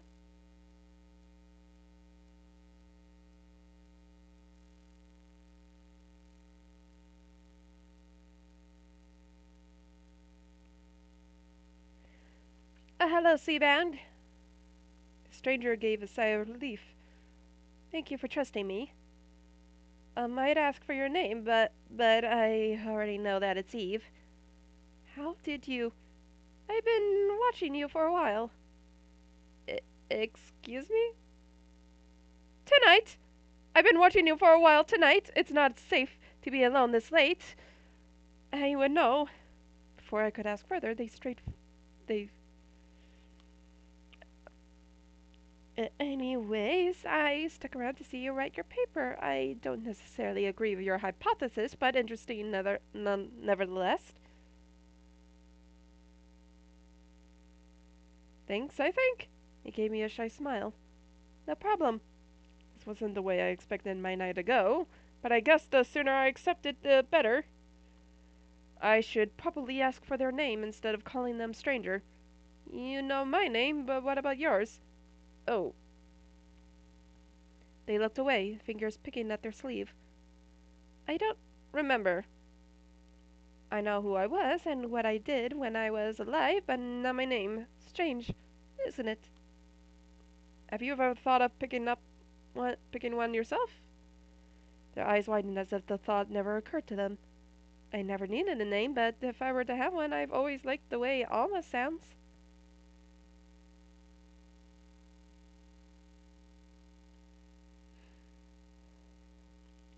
It's perfect! Your smile widened. Thank you, Eve. Alma went back to twiddling their fingers. We stood in silence for a while, gauging on what to say next. I kept glancing back at their hands, wondering if they feel as solid as they looked. They knew I was staring, but didn't seem to mind, waiting patiently in front of me. My thoughts were running wild from sleep deprivation, and shock to actually form words past our introduction, to be honest. They started humming softly, as if to fill the silence. That's when it hit me. For a ghost, they could easily be a student just like me. I have to ask, how do you, Alma had a knowing look in their eyes. Oh man, it's honestly kind of embarrassing. I kind of want to know. Despite having no blood flowing through their veins, their cheeks seemed to darken. We don't have to get into it. But I really want to know, please? They hesitated before nodding. Promise you won't make fun of me? Promise. Okay. So I was staying late working on my assignment, just like you. No one was around. Even back then, I was known as a loner most of the time. It didn't bother me. While I was working, I got thirsty. No big deal. So I headed over to the vending machine for a drink. They paused, hands shaking. They clasped at their wrist and twisted before continuing. Just a soda. Not too much to ask, right? I paid for the dang thing, but somehow my hand got stuck in the dispenser. So I pulled and pulled and pulled and, well... They struggled a bit before I waited for them to continue. It fell. I felt my whole body being crushed under the weight. I couldn't even cry out for help. The whole time my hand was still stuck on that thing. Not that I could even tell. I think my wrist was beyond saving at that point. They sunk into themselves. I died trying to get some cheap soda. How pathetic is that?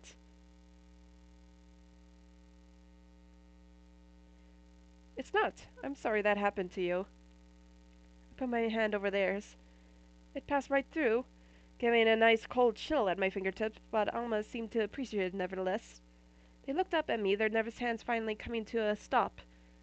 I've never told anyone about it before. I didn't think it would feel this freeing. Thank you. You know, I think you're a really great person. I want to help you get out of here. I tilted my head.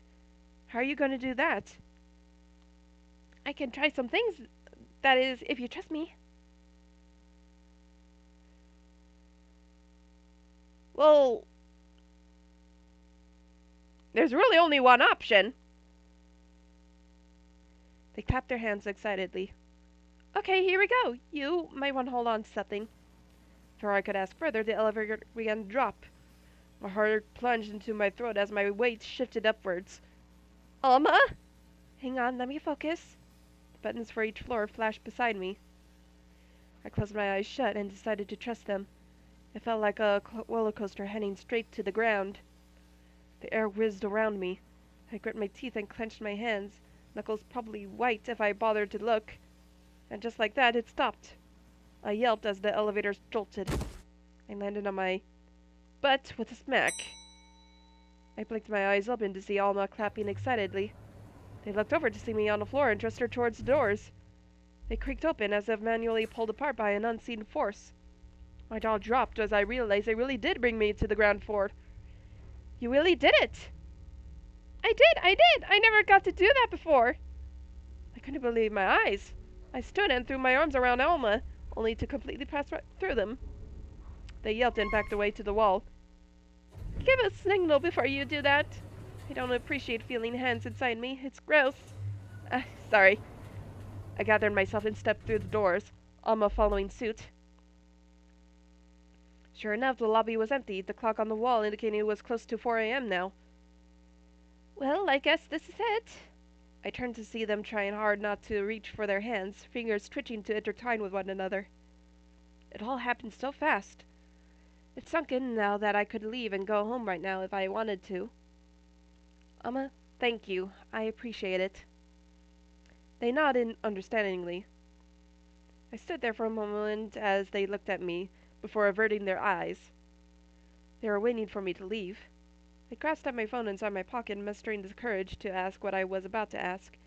Would you ever want to hang out again? They did a double take. Huh? Would you want to hang out? Yes! But why would you want to? Why wouldn't I? I like you. Once again, their cheeks darkened, despite being them. Uh, I like you too. Yeah, I'd love to hang out again. Great. Preferably when I'm, not stuck and helpless in an elevator. My heart skipped a beat as they laughed lightly. Preferably, of course. I'll see you next week. Yes, don't worry about a time or place. I can always find you, wherever you are in the building. Kind of unsettling, but okay. Stay safe, Eve. I waved and headed towards the entrance, pulling my phone out to call for a driver from one of my apps. When I turned to look back, Alma was already gone. Good end to Friends for Life. Or more?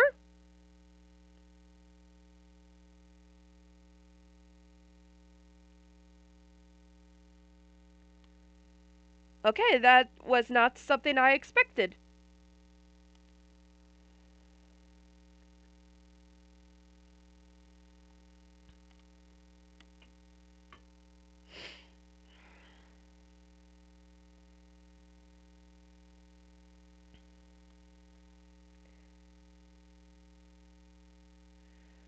Okay.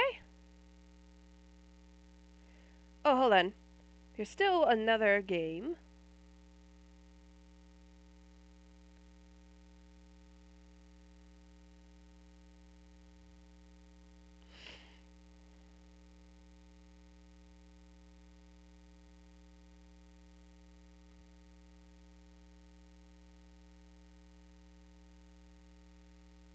Hold on. Where's...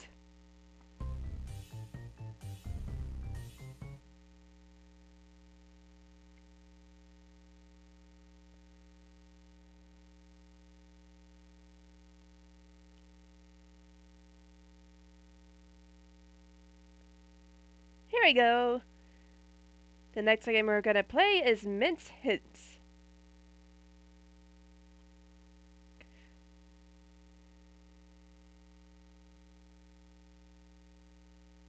which is a sort of a horror parody of Blue's Clues.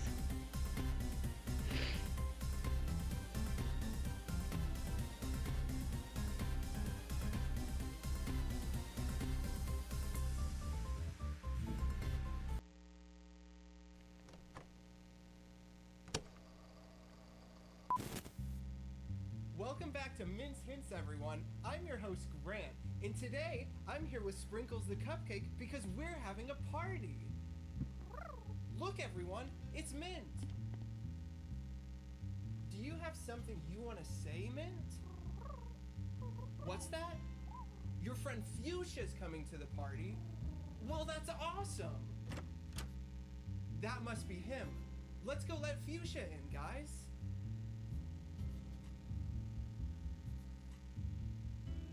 Huh. Looks like he already made his way inside. I wonder where he could be. Do you know where Fuchsia is? What's that? He's right behind me. There he is. Hi, Fuchsia. I see you've met Sprinkles. Are you ready for the party? Wait, stop. You can't eat Sprinkles. She's our friend. Oh,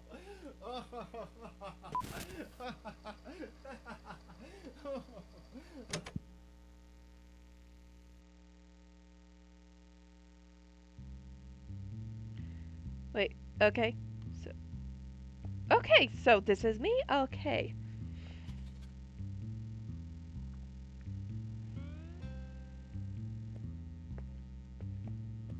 Proceed to talk. Alright. You're finally awake. I'm so happy to see you again. It's been so long since you've been here. Speaking of which, you may be wondering how you got here. Let's just say you're one heavy sleeper. Anyway, that's not important right now. What is important is that we're throwing a party, and you're invited. Quick, follow me inside. The party is about to start. A lot's changed around here since you were the showrunner. I bet you won't even recognize most of the cast.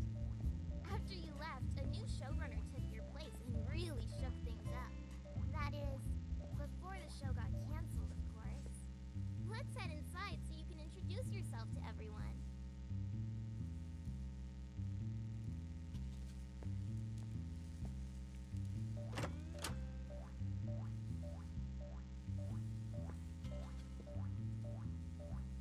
Hey, watch where you're stepping, Buster. I'm down here. Eh? Who do you think you are walking all over me like that?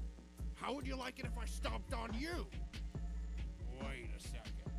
I remember you. You must be the special party guest, huh? In that case, you better finish talking to the cupcake. You're gonna need all the help you can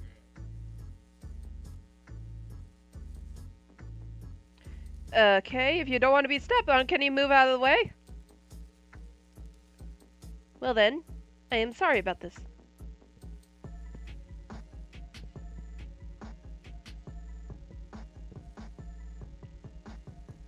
I see you've already spoken to Matt. You should meet all the party guests. Whenever you're finished meeting all the guests, come find me in the living room. Then we can get started on the party games.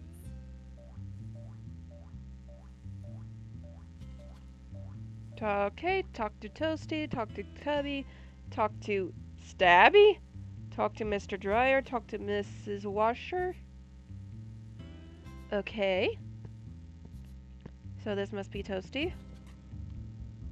You're not here to put me in the bathtub, are you? Me?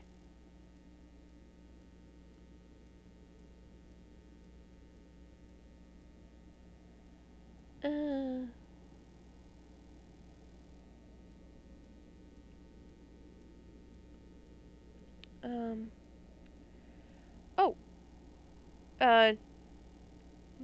No? Oh, thank goodness. I must have mistaken you for someone else.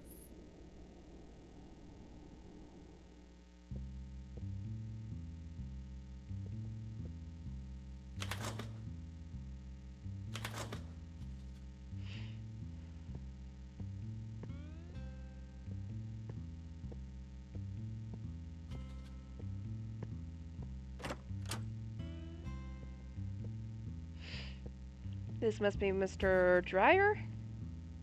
It wasn't me, it was her. I swear.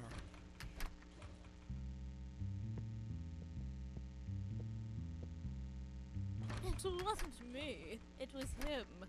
I swear. Okay. I guess I can enter through there.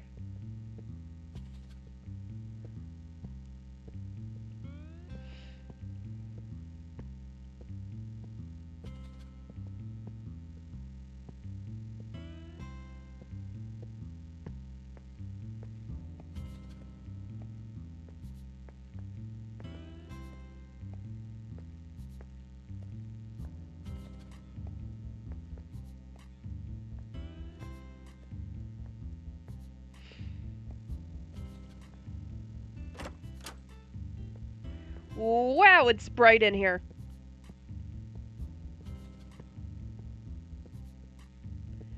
So this is Tubby.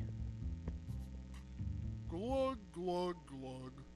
That's the sound someone makes when they're drowning.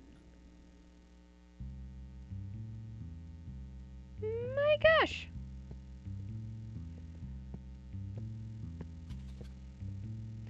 I must be pretty short then. Okay. Ooh, this is a very, very minty room.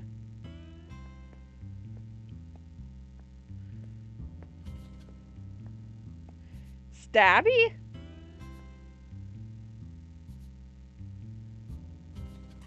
How many? I can't remember anymore. There were so many. I lost track.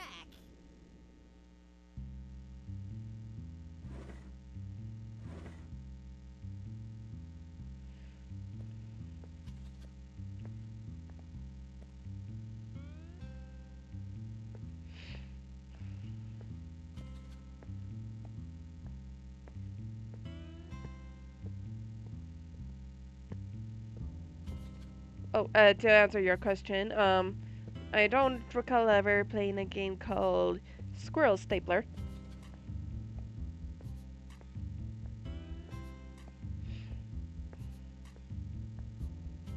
Yay! It looks like you met everyone.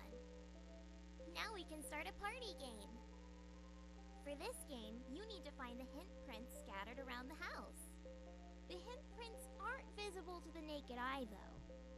You'll need to use that flashlight sitting on the table to see them. The hint prints are all hinting at something, and it's up to you to figure out what that is. You can keep track of any hints you find by recording them with the happy-go-lucky notebook in that drawer. Whenever you're finished, come back here and sit down in the solving seat to figure out what the hints mean. Good luck!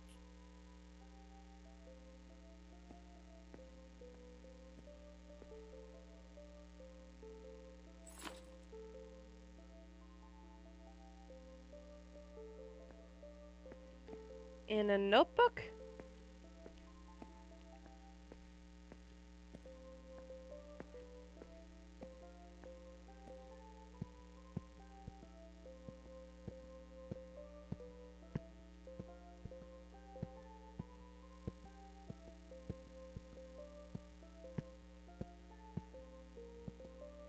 Hmm.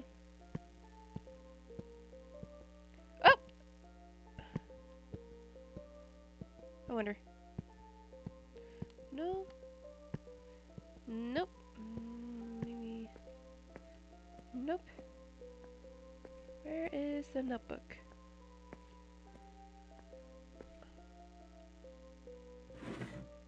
There it is. The happy-go-lucky notebook.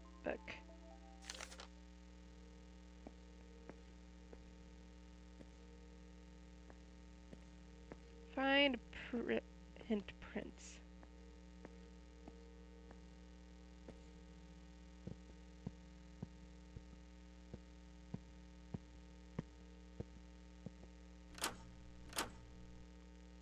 Hmm.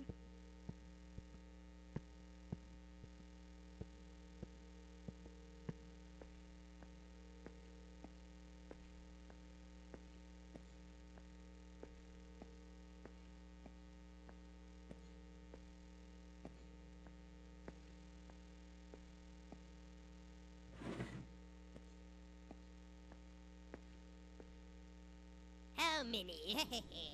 I can't remember anymore. There were so many. I lost track.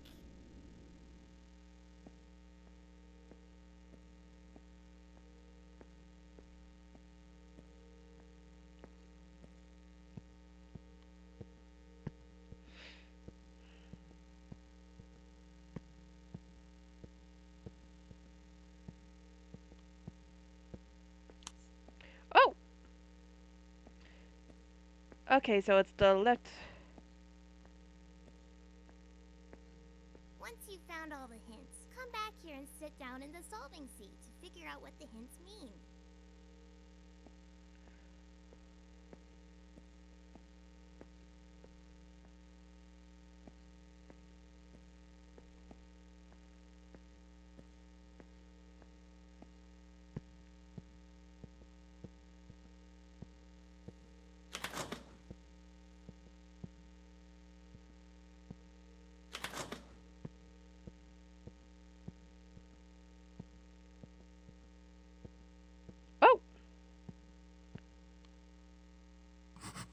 New showrunner?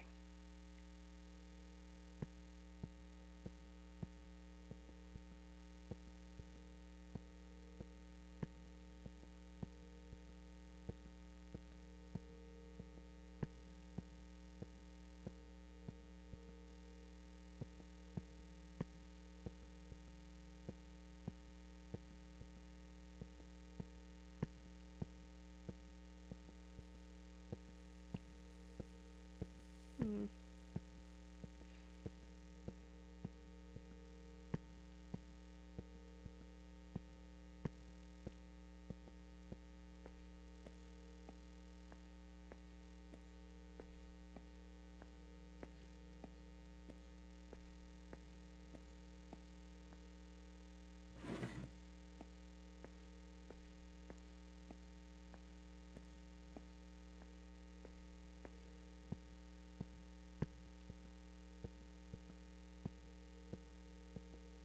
Oh, there's something. So mint?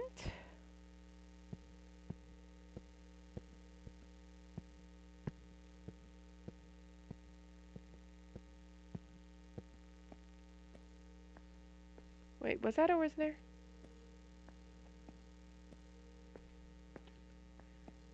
Is that a chainsaw? I'm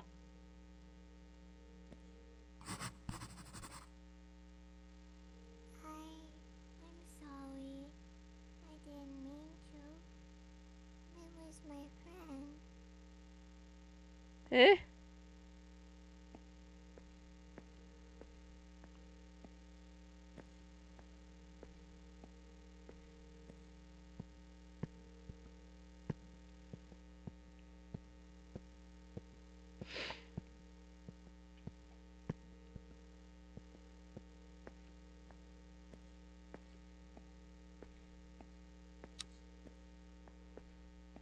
Yay, you found all the hints. Amazing job. Now it's time to put those hints together and figure out what they mean. Sit down in the solving seat to get started.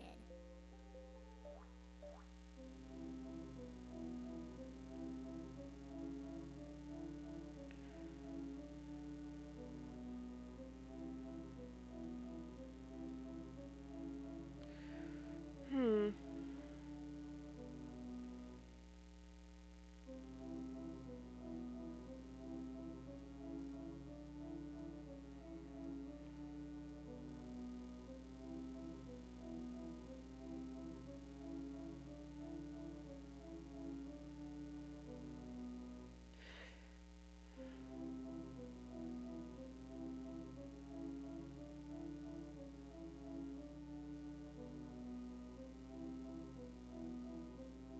Wow, you figured it out. Great job. That was so much fun. I bet you're thankful you could make it to the party, huh? You shouldn't be thanking me, though. Mint's the one who threw this whole party together. She throws the best parties. Wait. Minty's dead. Oh no, I've said too much. This is bad. This is really bad. No, wait! Ah!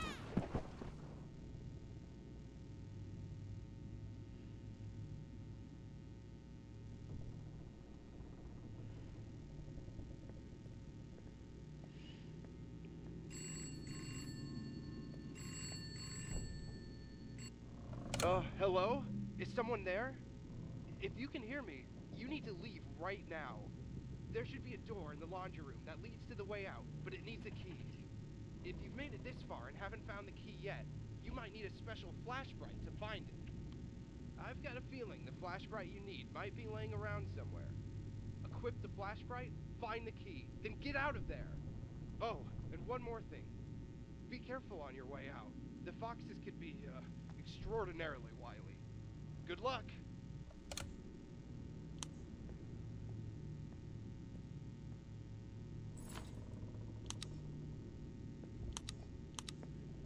Okay. Find the key. Find the key.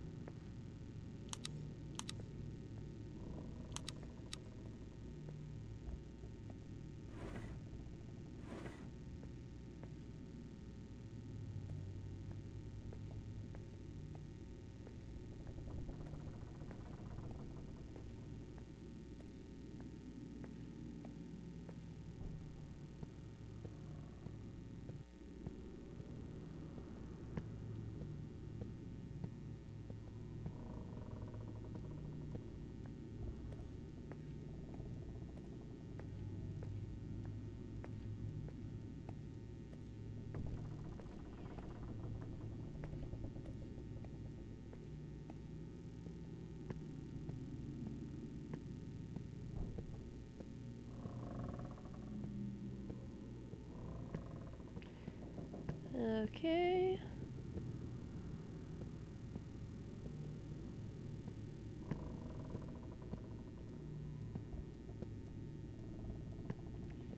Still gotta find that key. Oh, wait.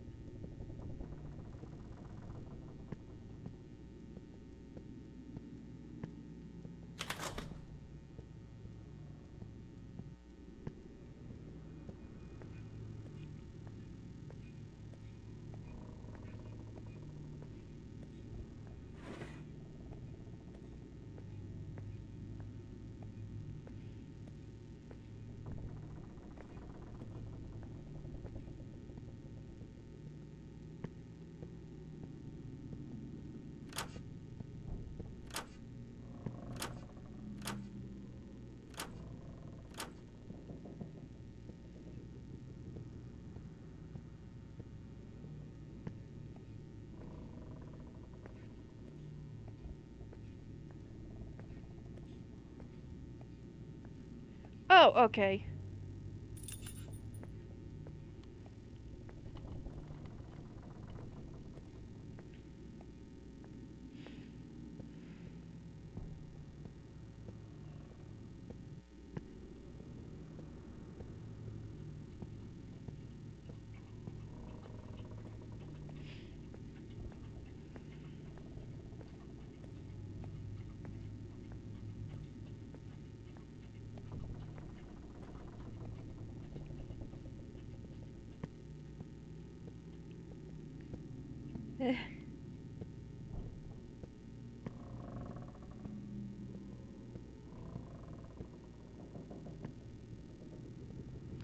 Ah, here it goes. Oh yeah. Is there a... Okay.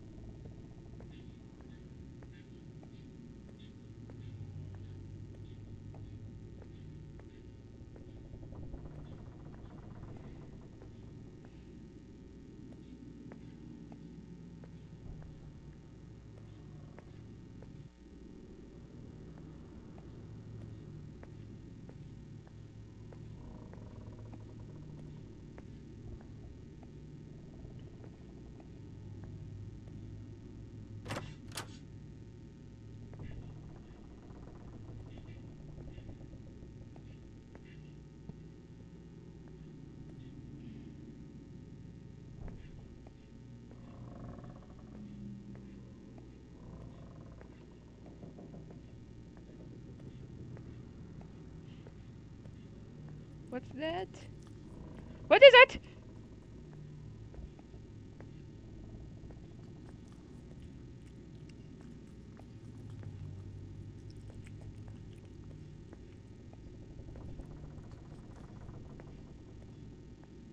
Why can't I go in? I guess I'm supposed to go the other way.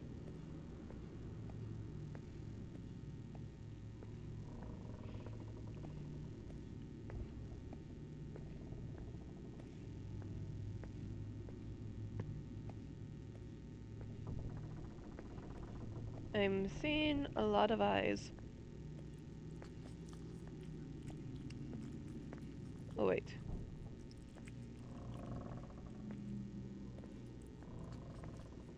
What am I supposed to do here?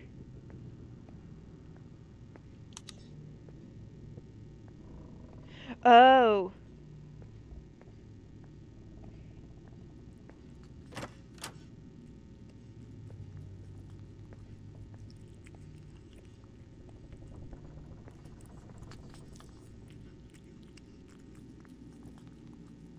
What is that? What?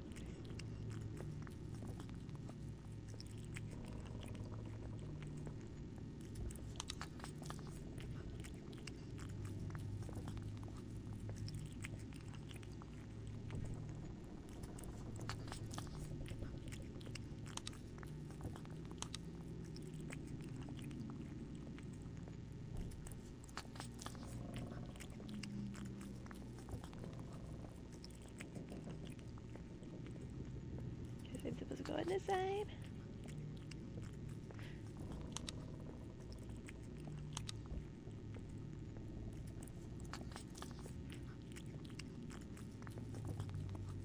up there.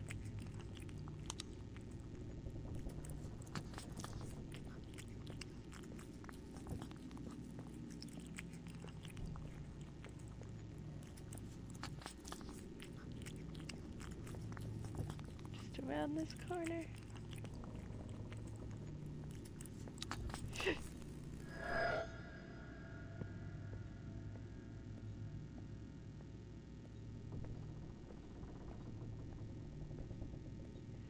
And the cupcake's dead.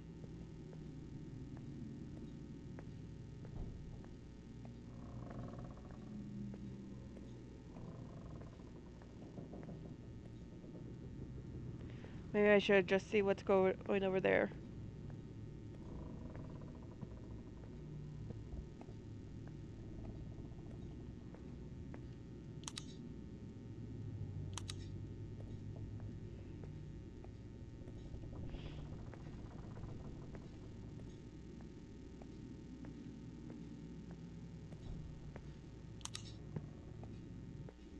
What's over here?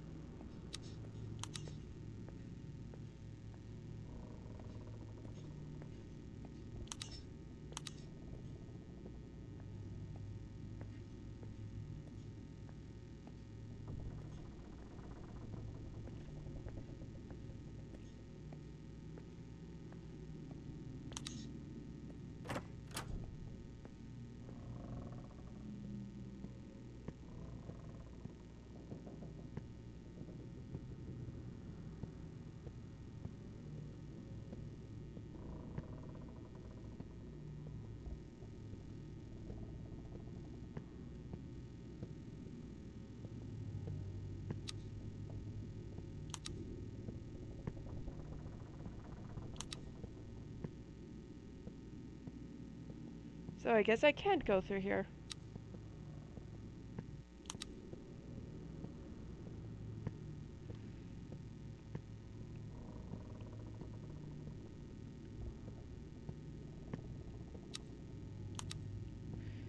Yep, I can't go through here either.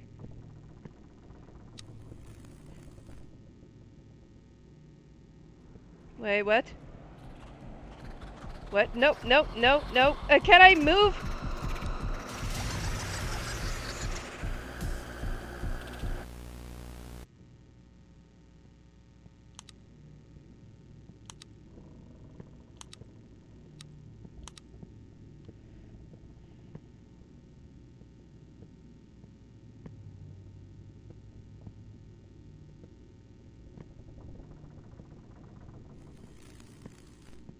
Nope.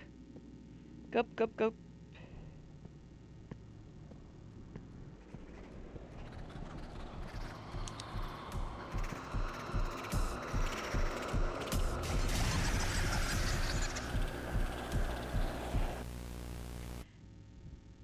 Okay, I'm just gonna look up to see if there's a way to run in this game.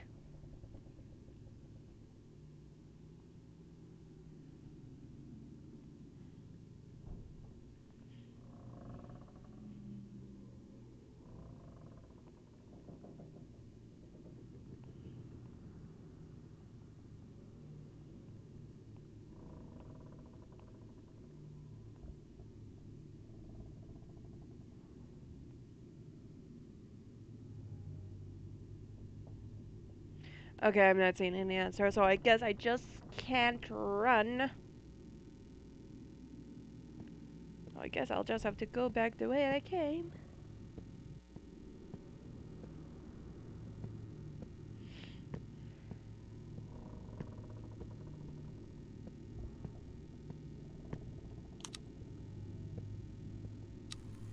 Nope, nope, nope, nope.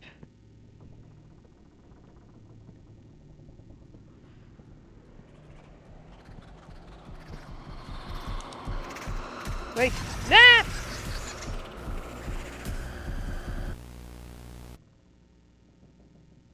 Okay, just go back. Wait, what? Wait, what? What? I can't go back there either. And what am I supposed to do?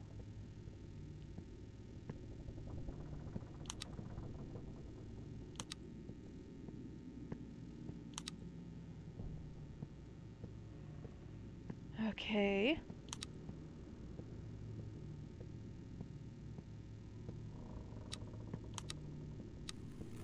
Hmm. Nope. No.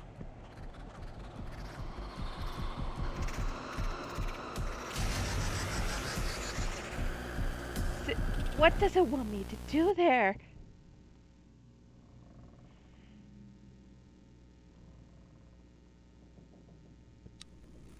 Nope.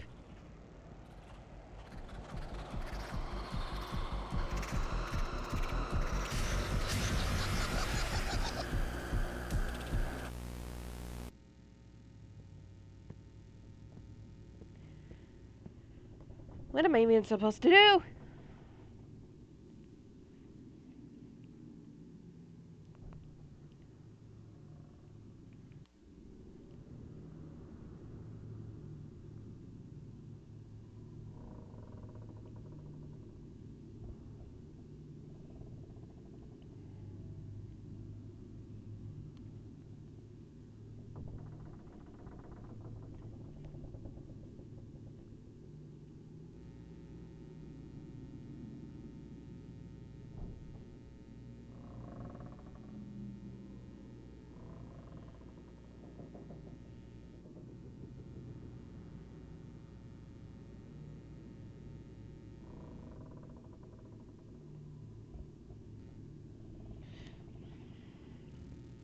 Okay.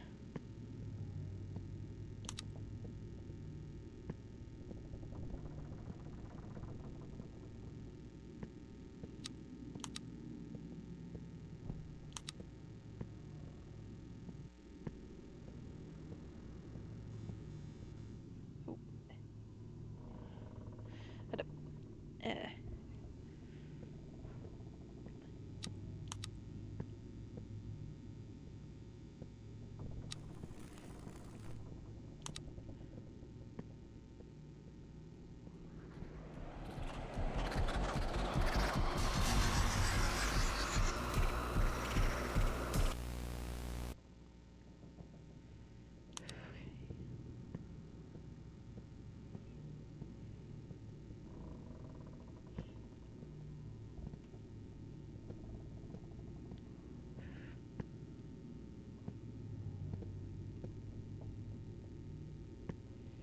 just trying to figure out a way I can. You know what? I'm just gonna go over there.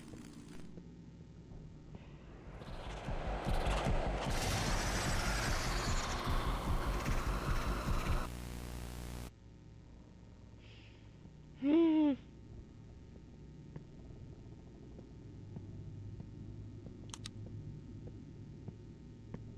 Just how do I?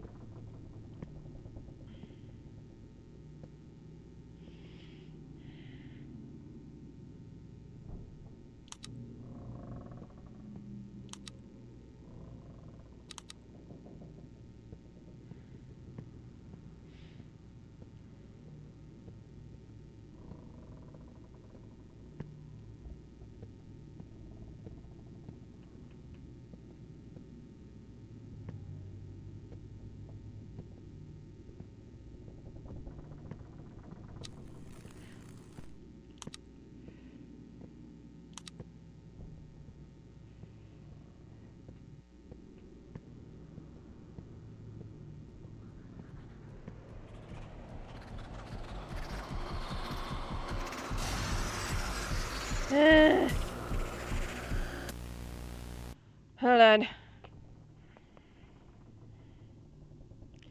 Not giving me any clear answers.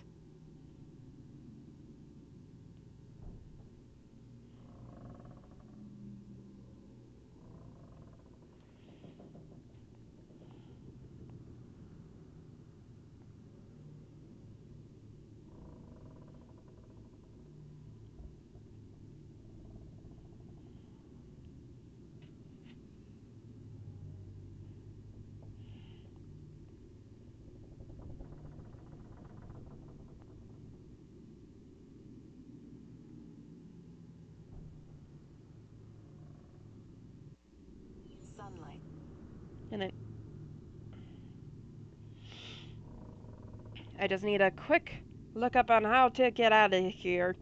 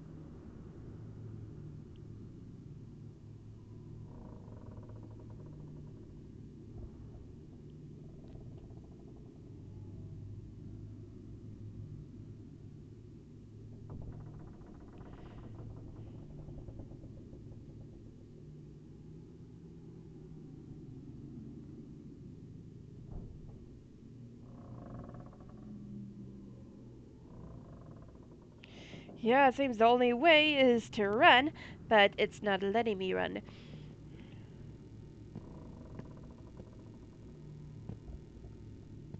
Okay. Oh, that's how I run. Okay. I pressed the shift button.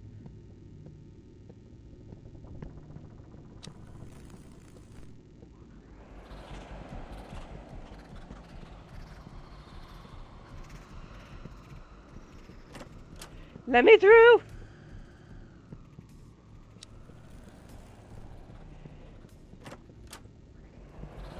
No.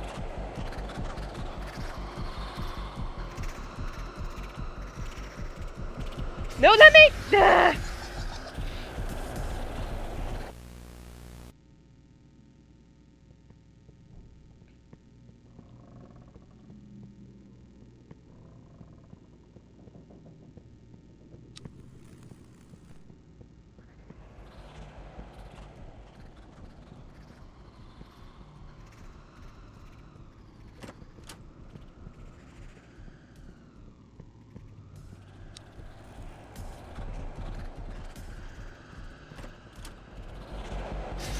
Ah!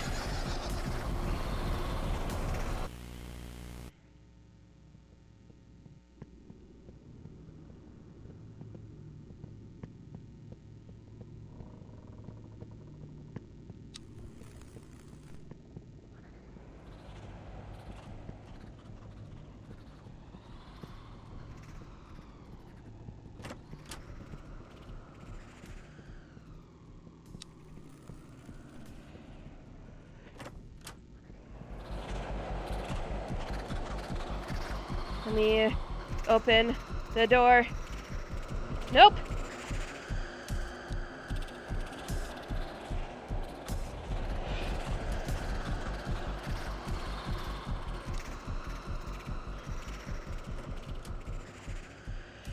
Nope.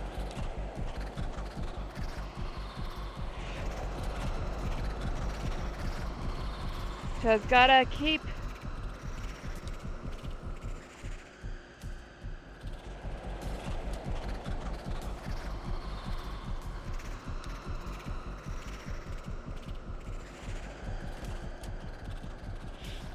Just gotta keep going.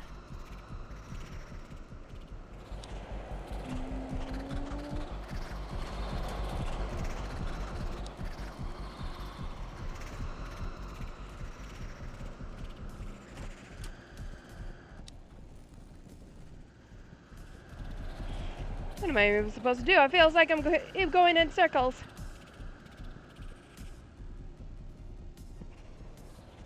Wait. There. Ah. Whew.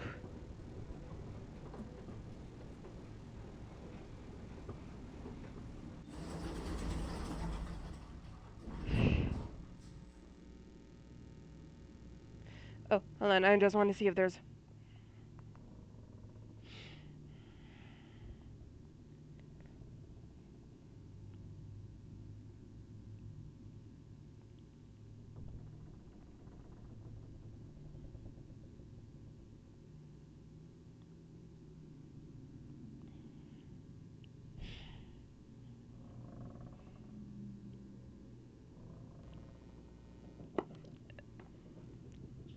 Okay.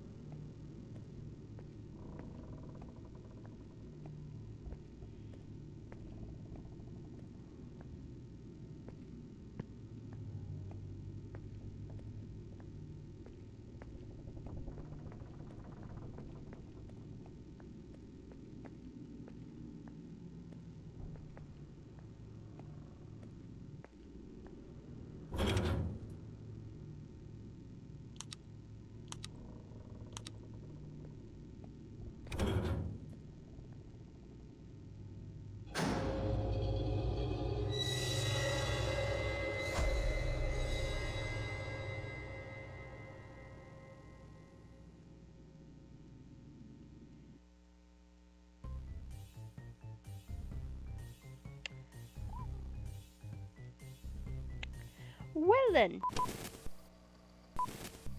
Hey everyone, it's Grant. Welcome back to Mince Hints. What's that, Min? The art corner? Well, that's so much fun. You're right, we should do that. Come on, let's go. Wow, look at that, guys. There's a picture of Min, a picture of Fuchsia, and a picture of, that's not supposed to be me, is it, guys? Well, I guess that's me. All right, well, that's pretty great. I mean, just look at all this awesome art on the wall. Oh, what'd you say, Min? You want to see everyone else's art on the wall, too? I love that idea. Guys, if you want to enter your artwork to be in the next art corner, go to the link below. If you love Mince Hints as much as I do, help support us so we can keep the show running like it's always been. What's that? What do you mean it's too late? No, you already replaced the showrunner? No, not with him. Oh my god, not him. You know what his plan is. You can't do that. This is horrible.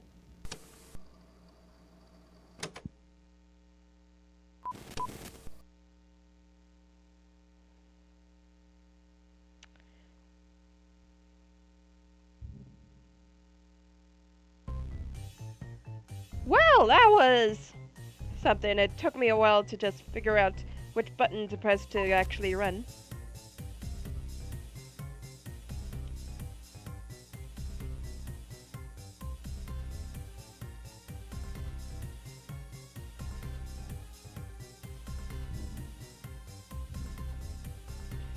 Okay.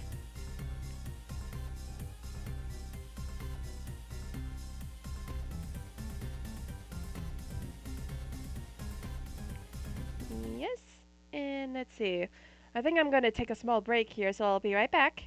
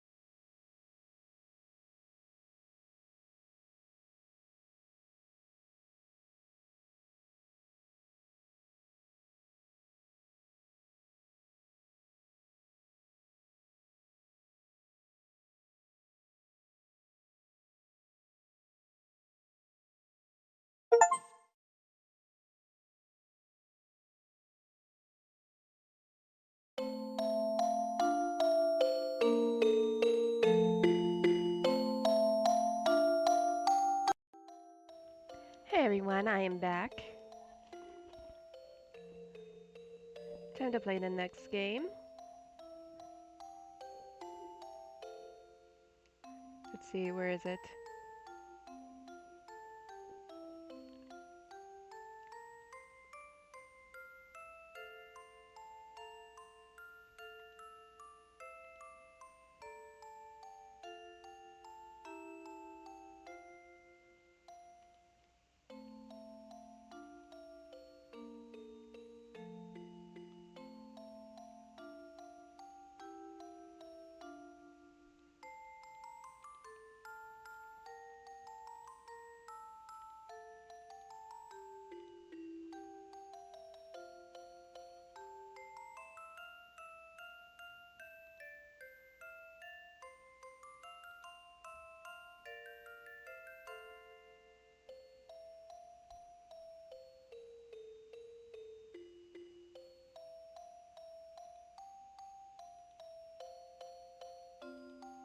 Oh, there it is.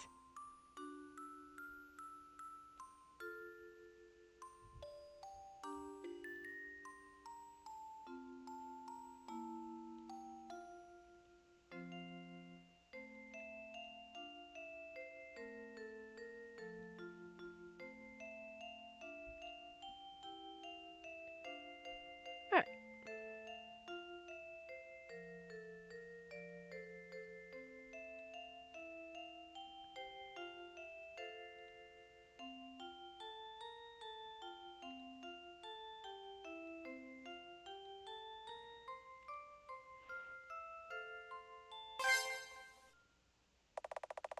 Caution, this game contains horror elements, including blood, jump scares, ghosts, and monsters. Make sure you are fine with the contents before playing the game.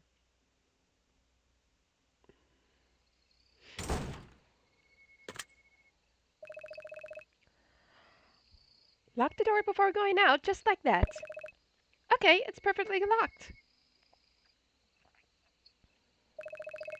I can definitely count on you now. Well, do you remember what day is it today? Today is...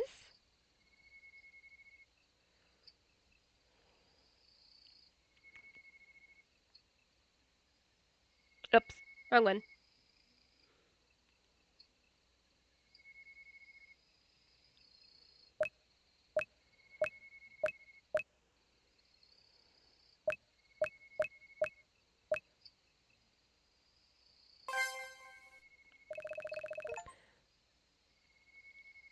That's right, Halloween is my favorite day in the year. It's wonderful. We're going to have a great time tonight. Well, this is your first time outside the house. Follow me and don't get lost. You have no sense of direction at all. And it'd be terrible if you tripped and broke your head or something. Sure. Let's go then.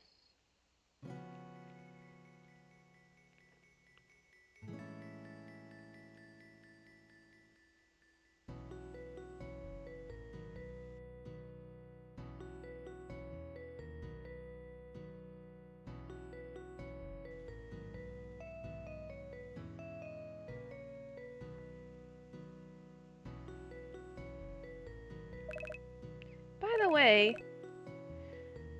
why did you want to dress up like this?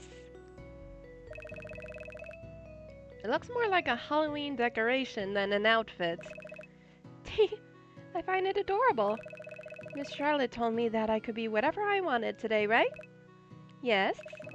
And I only wear this witch's hat at this time of year. That's why I like Halloween.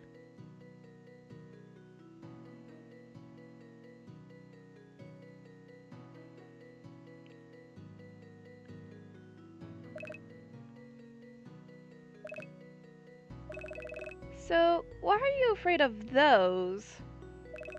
Of course the town is decorated with pumpkin heads on Halloween. The heads, they are really scary. You are ruining the festival mood. Maybe I should have left you at home. I'm sorry. I can see why you don't like them, but... Well, it seems that we have a better place to go. There was another house in the forest that was preparing for trick-or-treat. If If that's the case, let's go play some tricks on them. I don't like the house. Tonight is perfect for some bad jokes.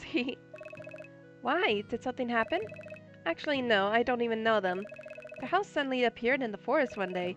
It seems to be cursed. Sounds disturbing, doesn't it? Since you don't want to visit the town, let's go to that house.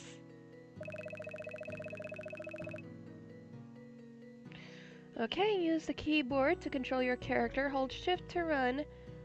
Z or space to investigate or talk. X or escape in menu. F1 mute in settings. F4 full screen.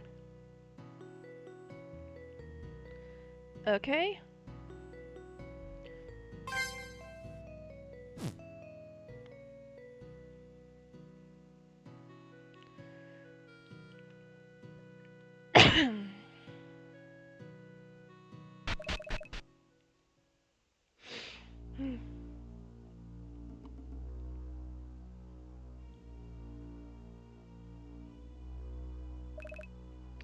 This house. Such terrible taste. Listen, Amelia. I won't leave until I have all the candy in this house. Okay. Miss Charlotte really loves candy.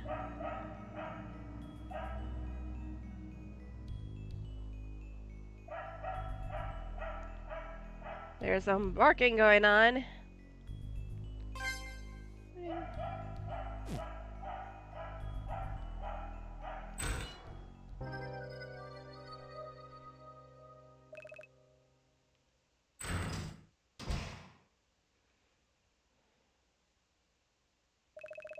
What is this place? The smell here is disgusting. And the carpet is sticky. Welcome to my party. Someone is on the second floor. I can't see him. Give us all your candy or you'll be sorry. In all these dark years, I've been longing for guests. Finally, you are here. Tonight, doors will be open. It's a party, a game. Will you have fun? He disappeared. What? Excuse me, this is how you welcome your guests? Please wait, Miss Charlotte.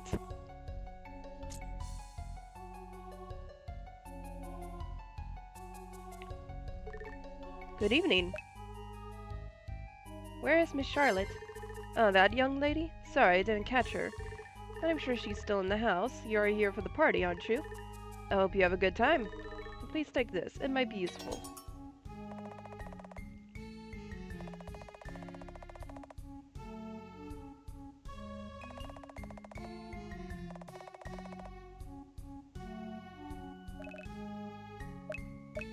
Who are you? My name is John. It's very nice to meet you. I think it would be better this way. Okay?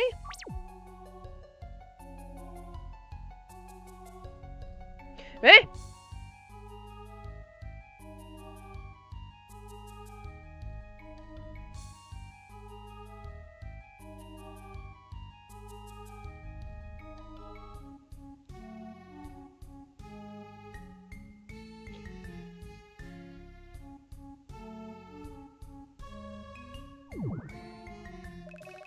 Charlotte shouldn't be stopped by things like this.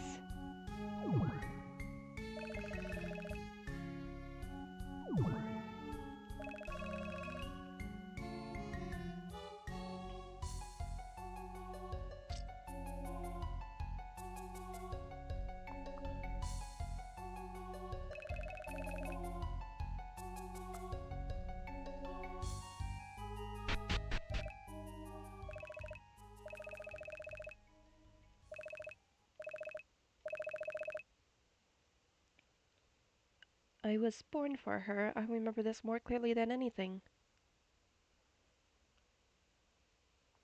Candy?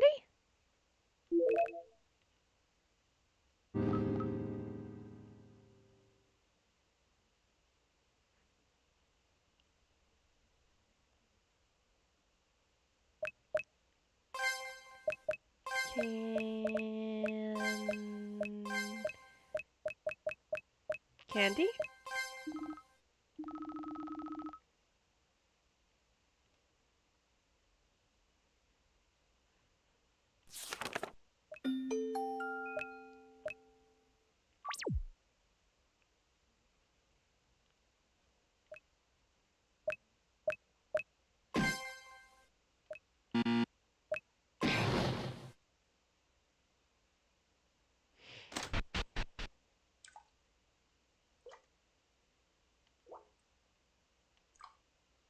Huh?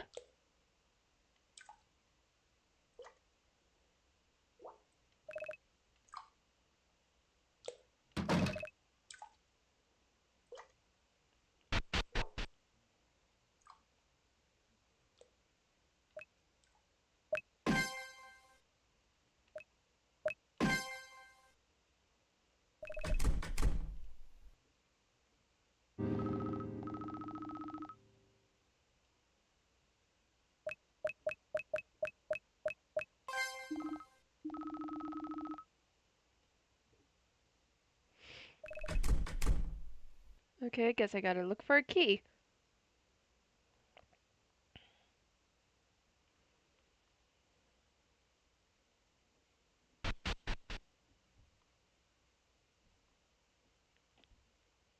Oh boy. I can't be alone without Miss Charlotte. Danger is everywhere. This house makes me sick. I must find Miss Charlotte before it's too late, and I'll give her all the candy. Seems like a sort of toxic relationship going on here.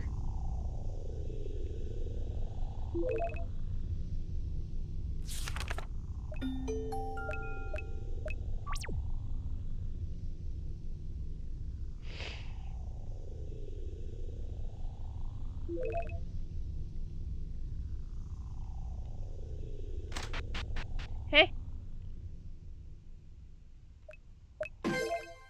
Oh!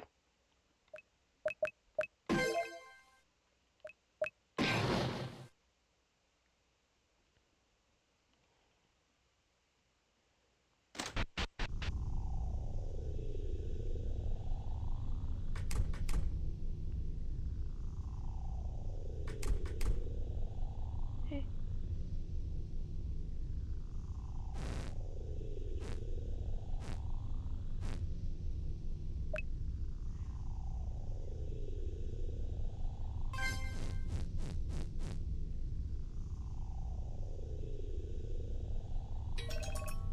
A white rose.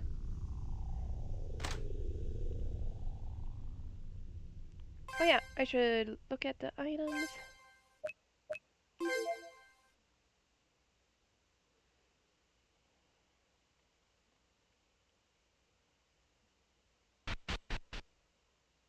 Wait.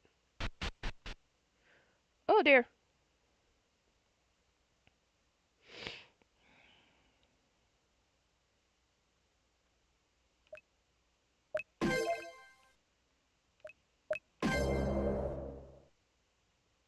Okay.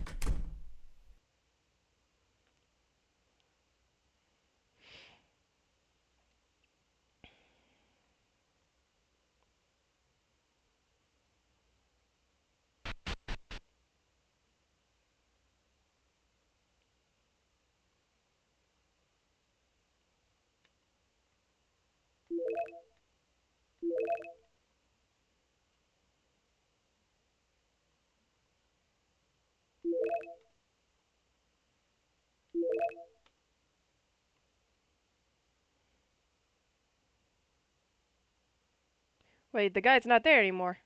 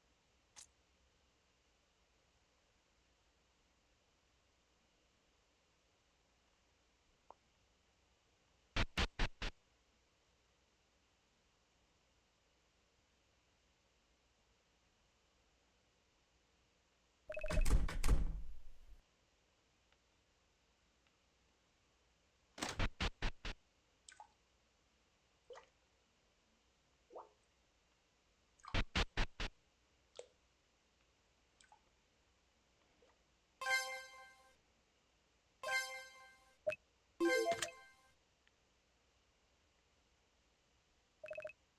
is this?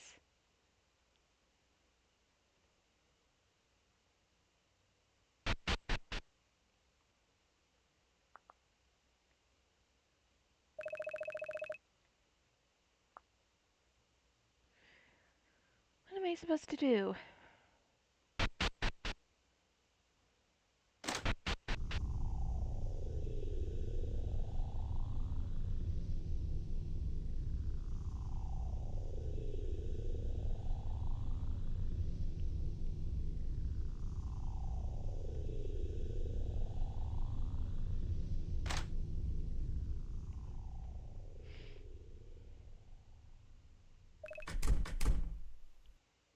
Hmm.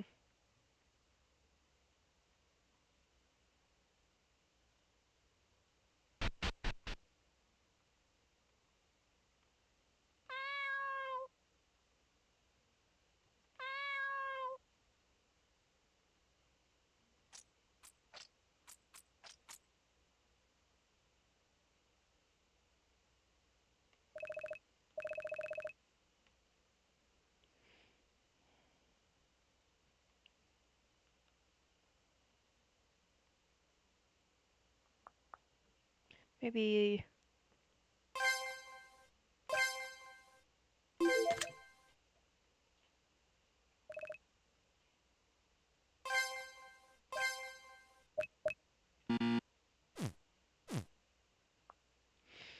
Hmm.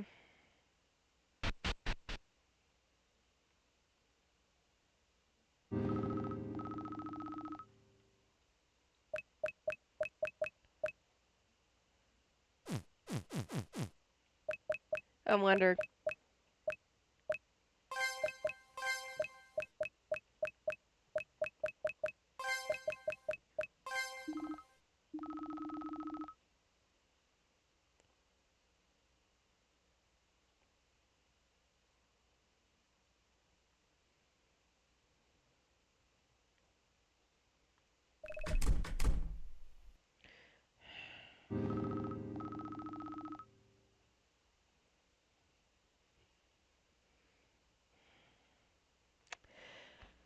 Okay, I'm just gonna have to look it up.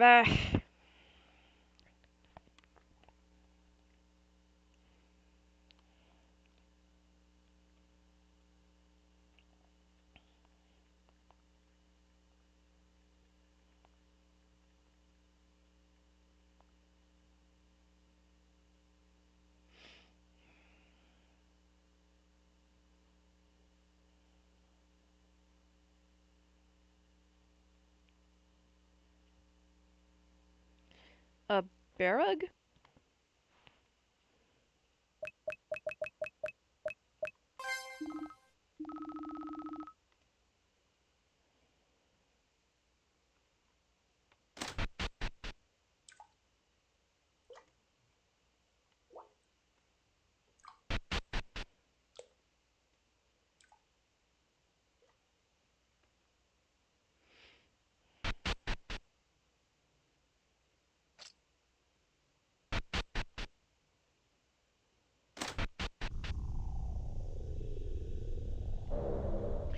Oh, there it is.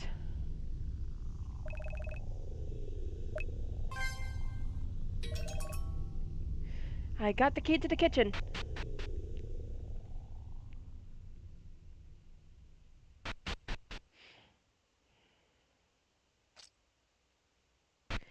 Progress.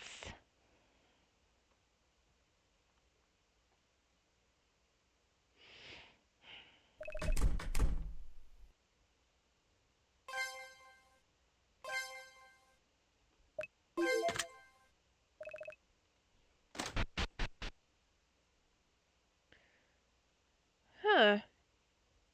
Wait.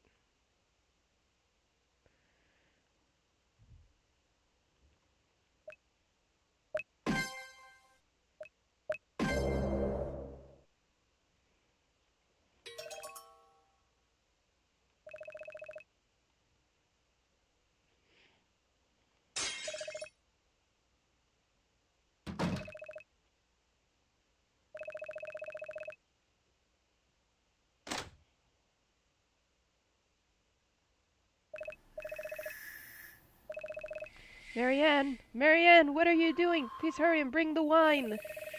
To the dining room in 1 minute. Hurry up! Sorry, but I'm not Marianne. Guess I better bring it anyway. The dining room is the one in the south, right?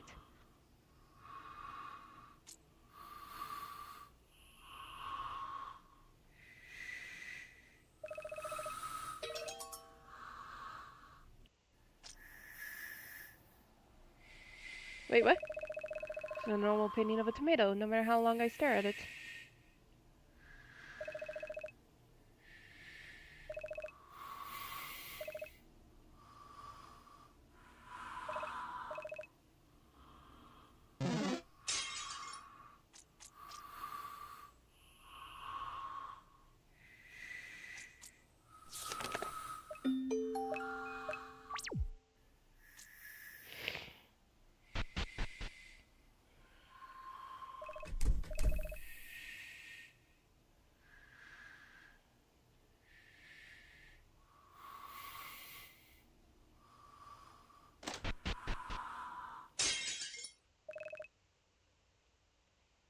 Me?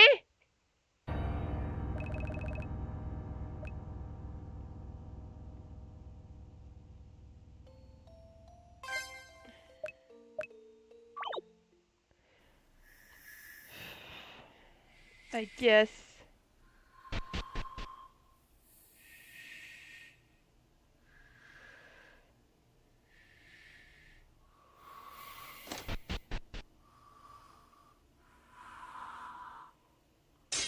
Wait, what?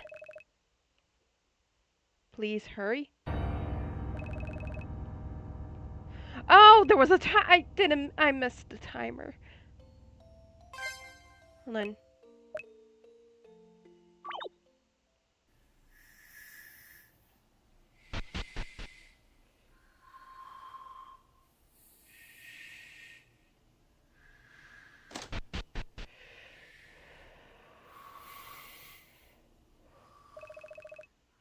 You brought the wine, thank you. So the dinner will be ready soon. Phew. What is on the cupboard? Is it a puzzle? Hold on.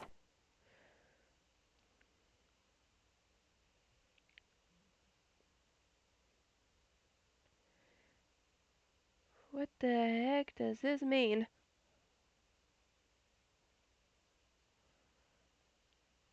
Two.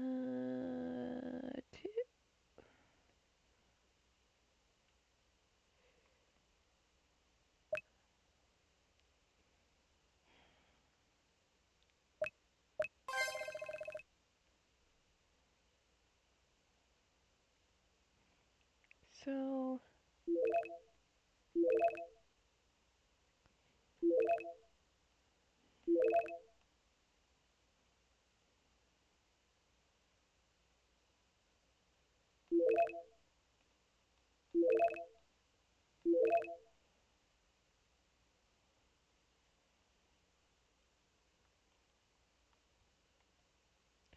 Okay, three pumpkin heads. There are 3 hanging on the wall.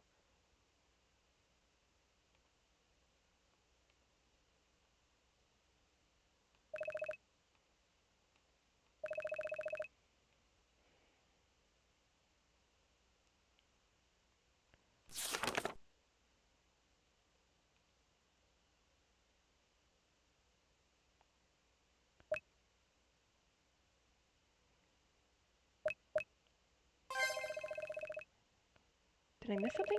Well, maybe I'm sure that I'm not a ghost.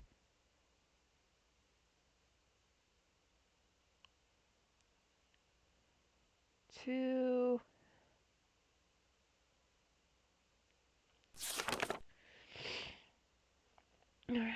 Okay, so 6 minus...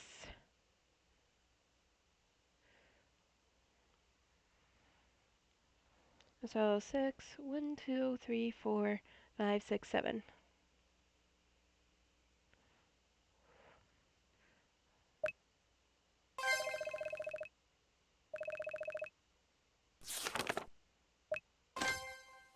Okay, so it's 5.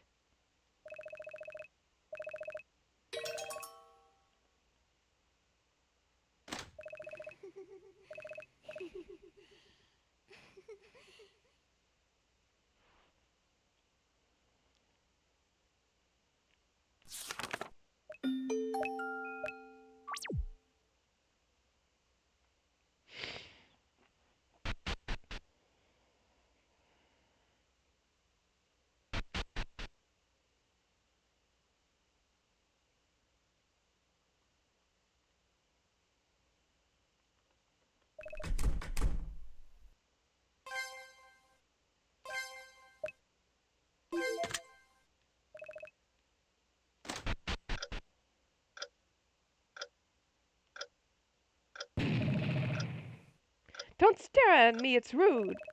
I'm sorry, though I can't see you at all.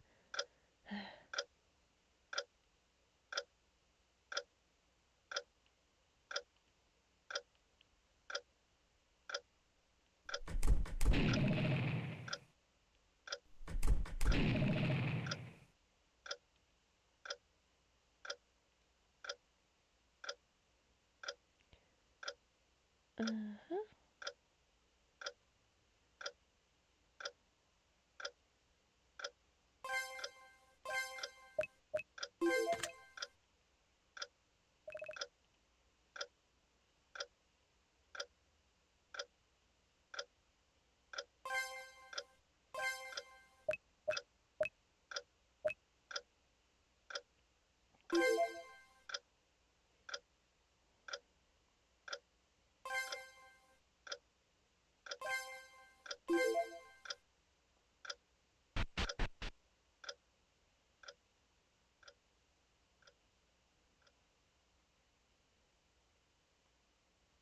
I don't know when I'm supposed to get out from that room.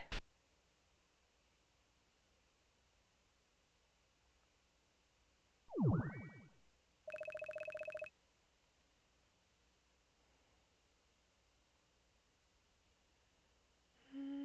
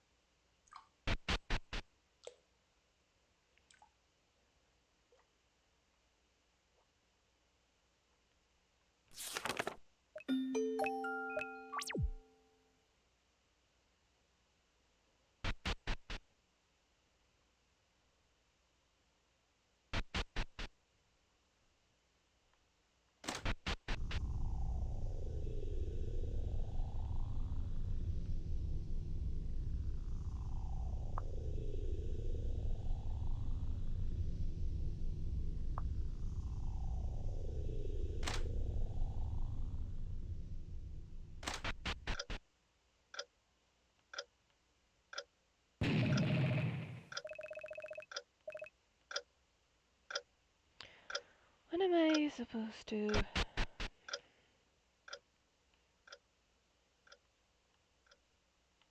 Apparently there's another room here.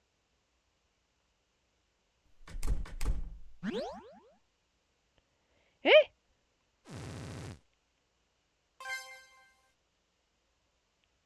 Oops.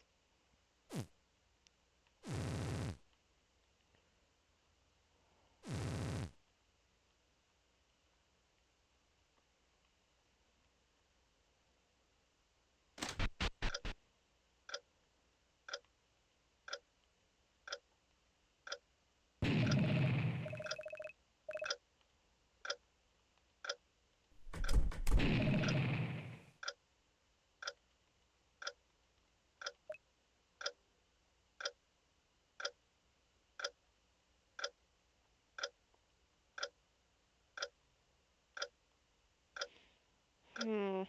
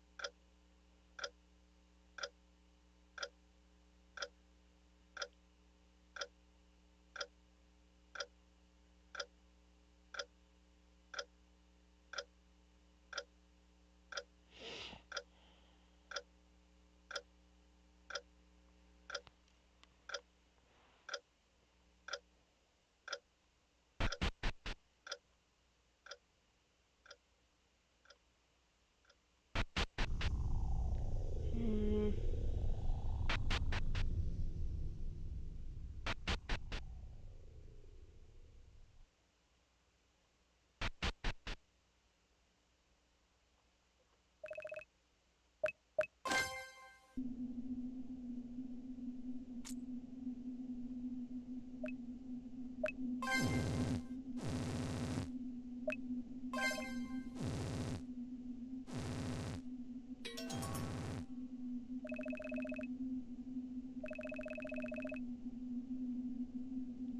Okay.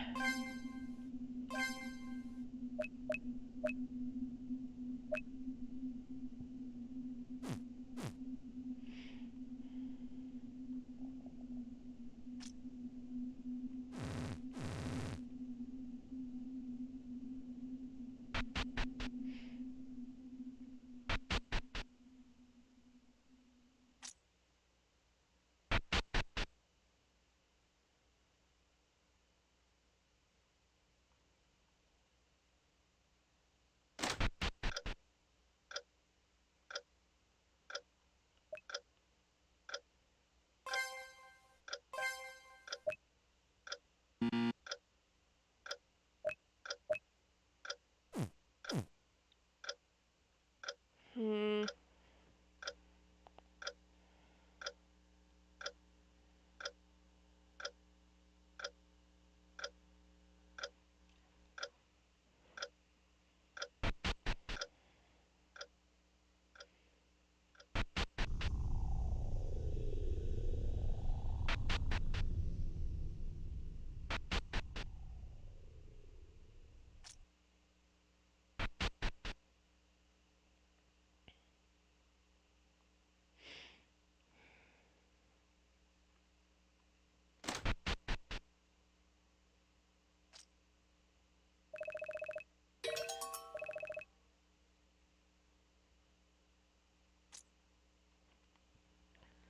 Okay.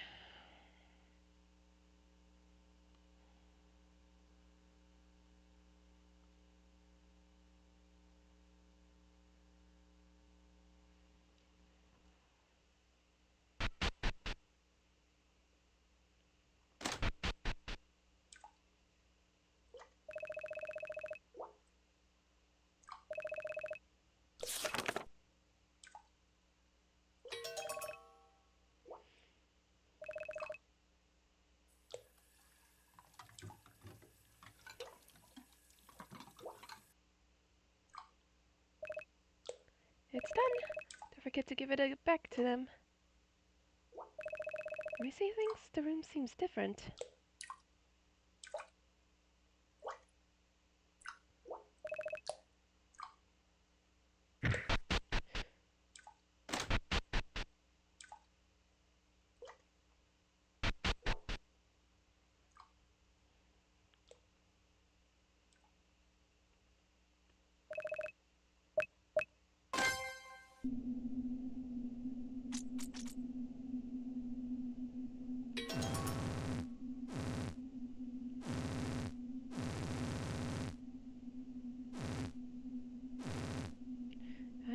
Okay, there's another dwelling in the other side. This place used to have parties. It's important to pay attention to your look. Used to? Yes, nobody comes anymore.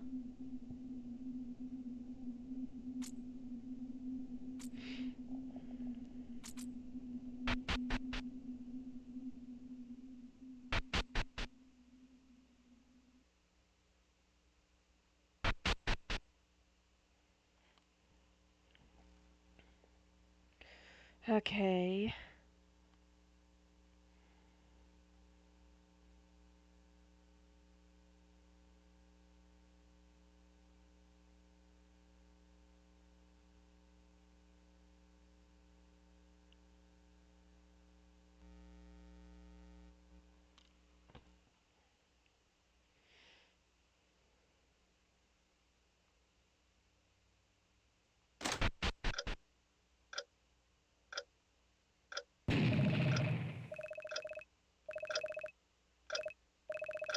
I've been troubled by all these stresses. Maybe you can help me. Sure.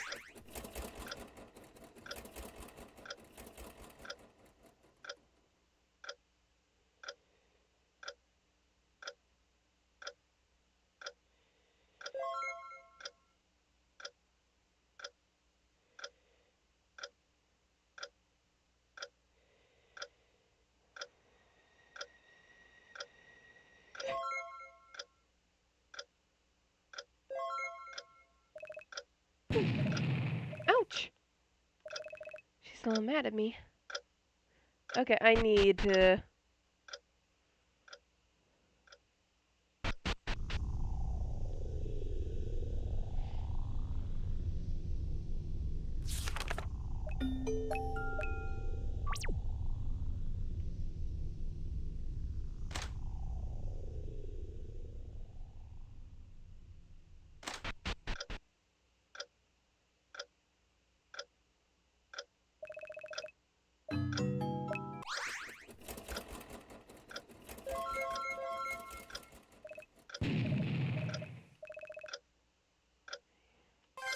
How much HP do I have left?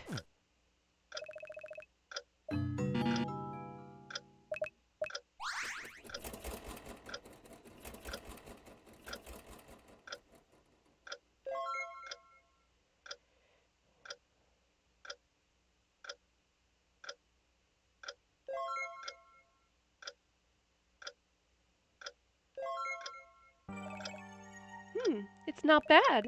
But I guess I just don't want to attend the dinner party. You can take this. Have some fun. Ah, thank you. Well, I should give this back to you, too. I think I could go to more places with an invitation. Where is Miss Charlotte?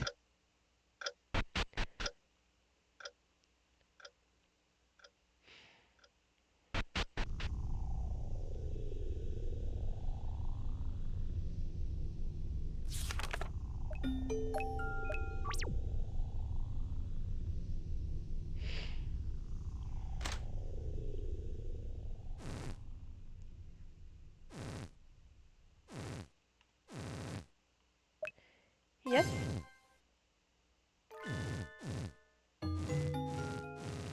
I'm not a bird, I'm not a cat. Nobody except my murderer understood, nor am I asking. What is my biggest interest?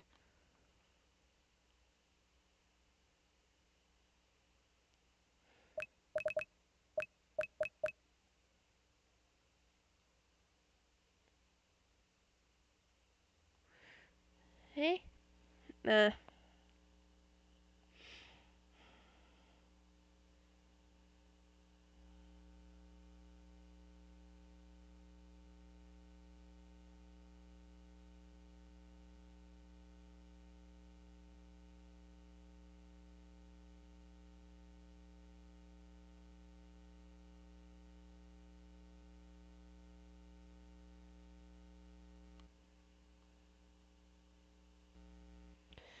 Okay.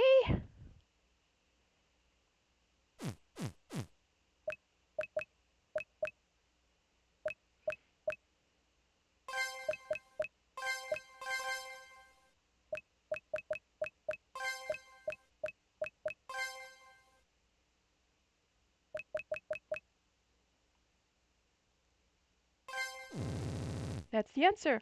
Hope you are having fun. Yes.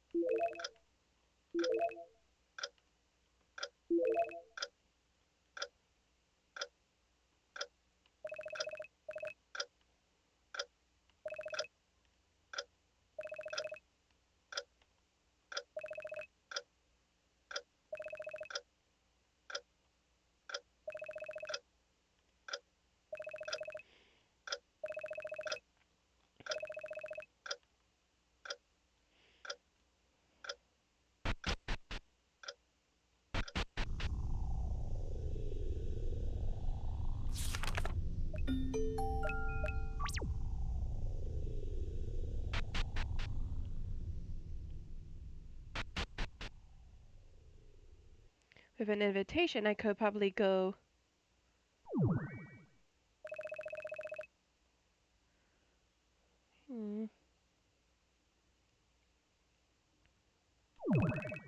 What is your room number? Ah.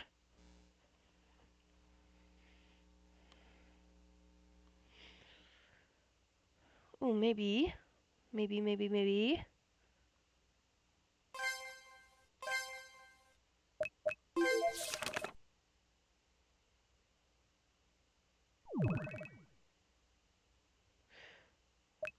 29. Was it 3?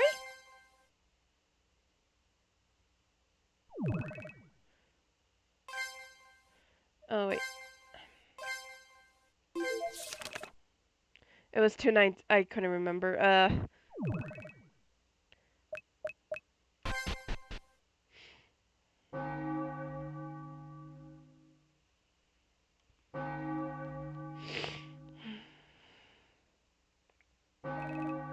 very sleepy, but I can't sleep. Not now. What if I forget everything after falling asleep? But if I can't wake up again? Maybe Miss Charlotte went upstairs. This house is really weird.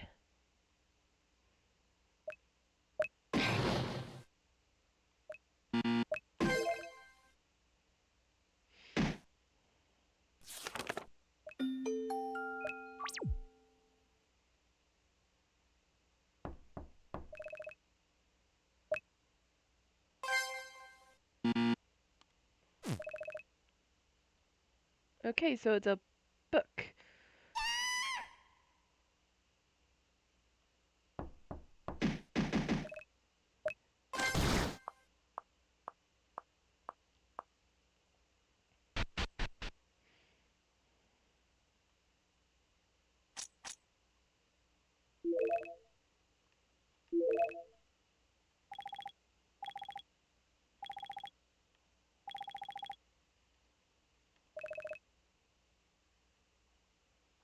Okay.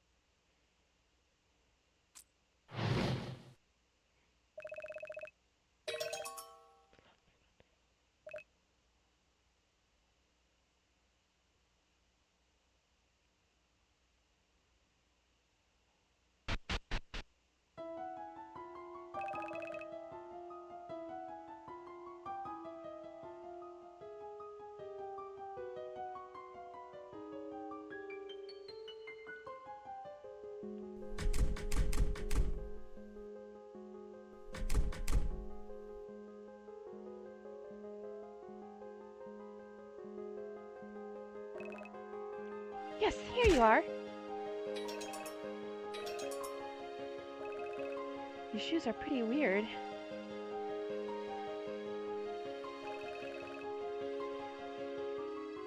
Hey, good. Hi, Gracia Rodriguez. Was there something at the end of the corridor?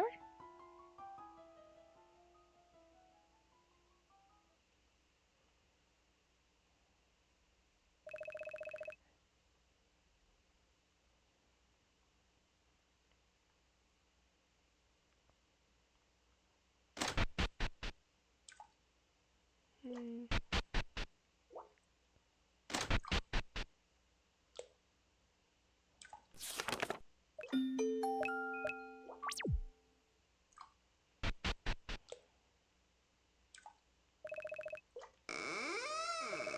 Looks like a hidden door.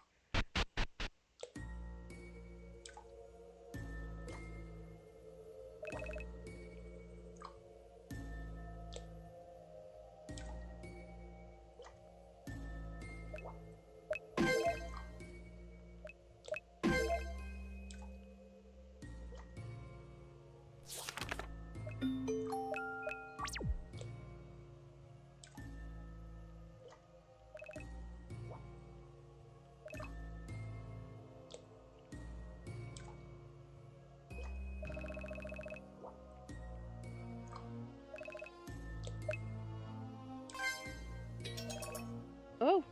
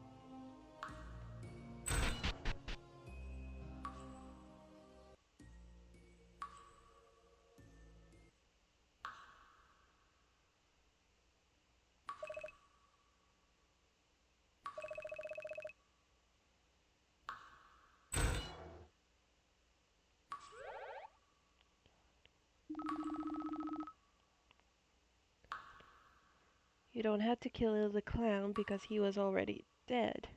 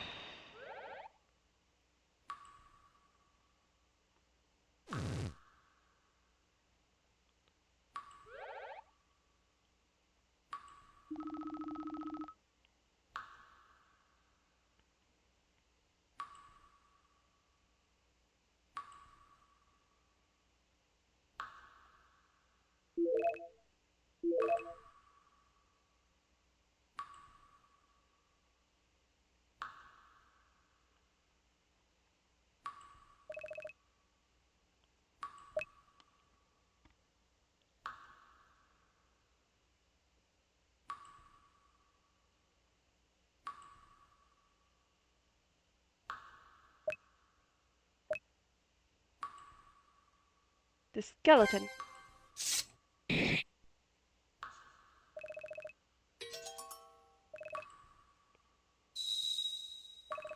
What's that?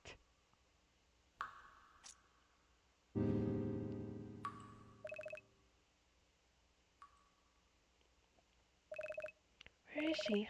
The house is too big. Amelia can get lost in our own place. Is she all right?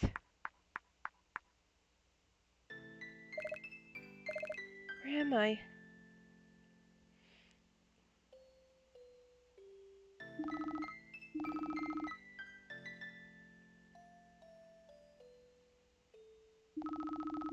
Once upon a time there was a prince. He was gentle and handsome and loved by everyone. Flattery from the ministers, infatuation with from the ladies, made him wonder, what did they really care about? What is true love?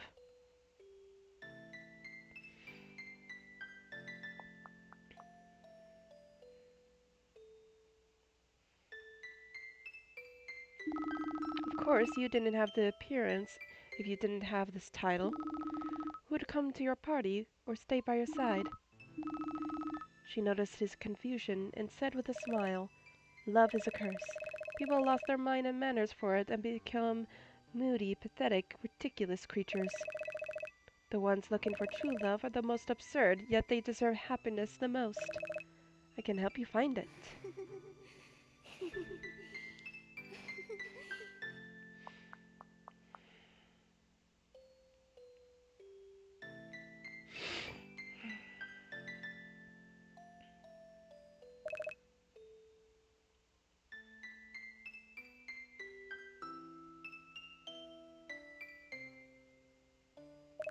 This mirror.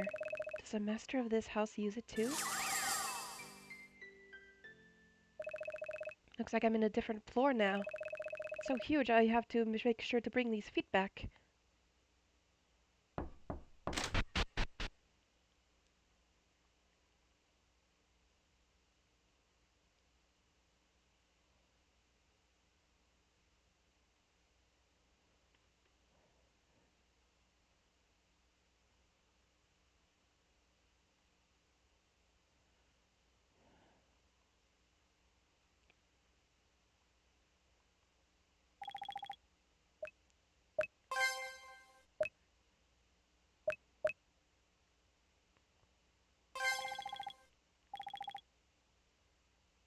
Wait, what?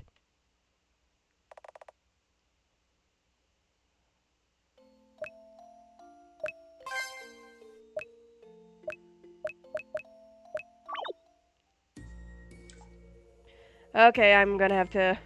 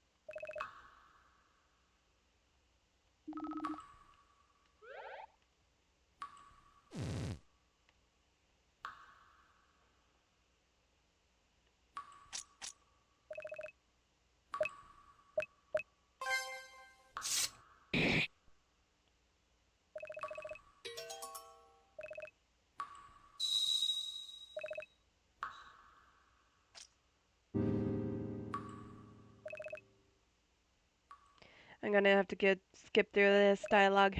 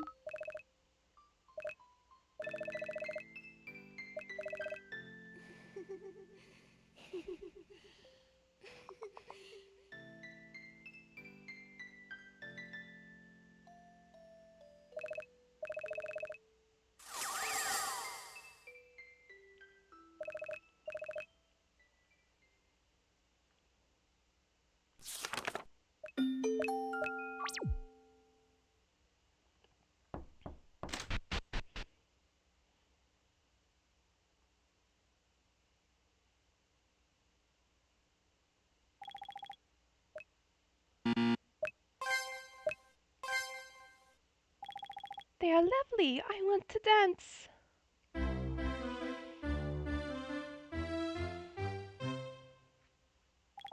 My feet, they won't stop. Help me. Help me, gods. Oh.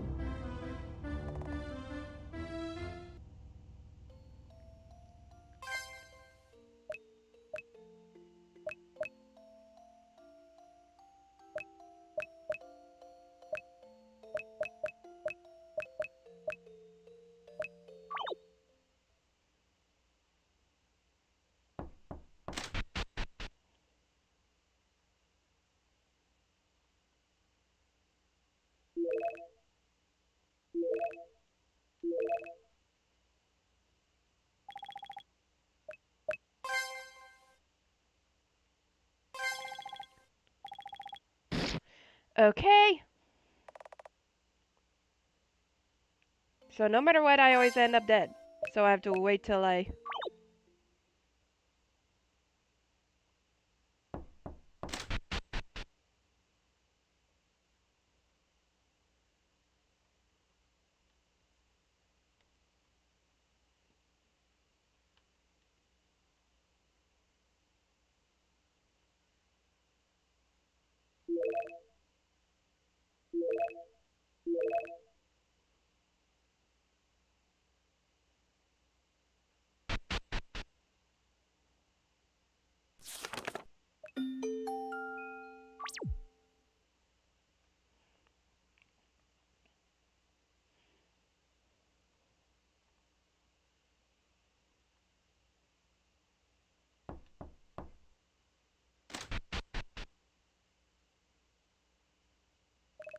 Nobody is home.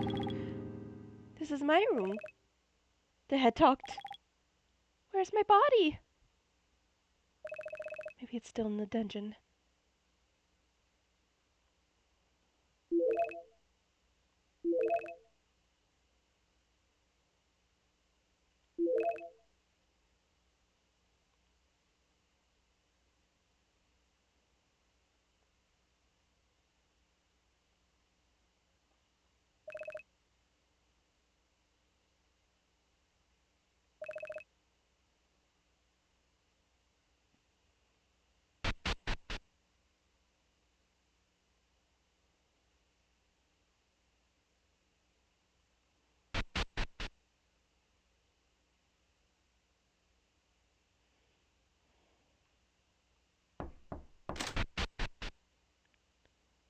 Oh, this was a doll that was missing her feet.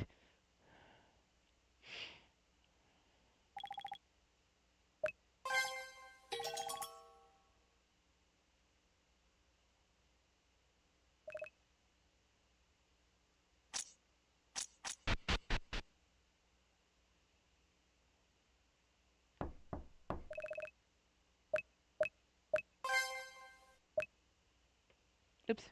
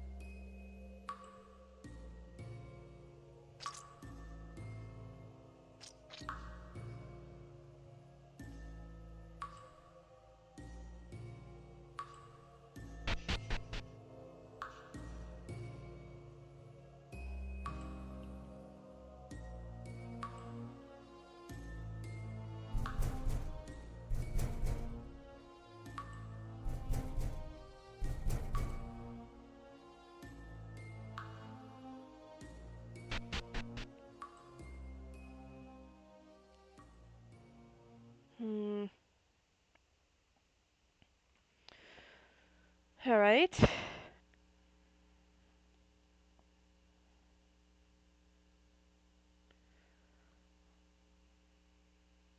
Well, thank you, Dante.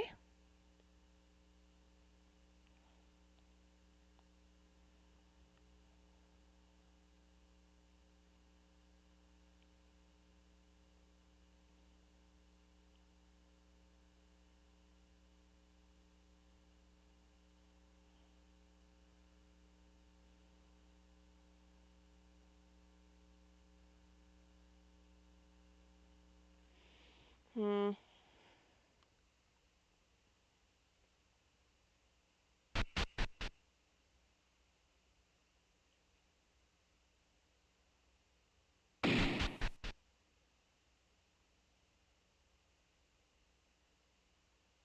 Wait. Oh, okay.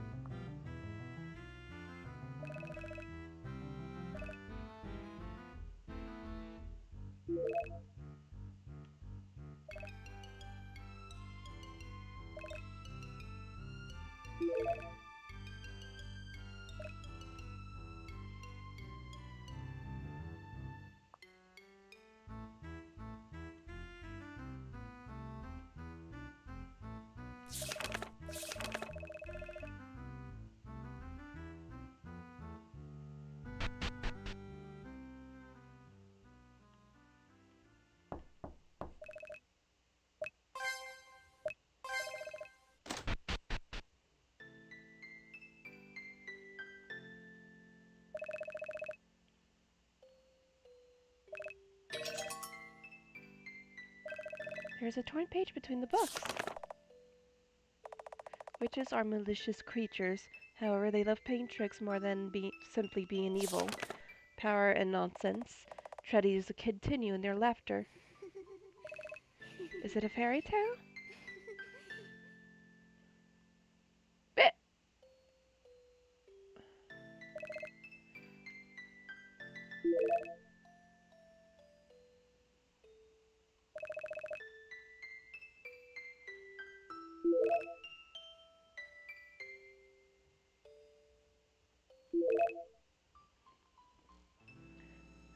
Okay.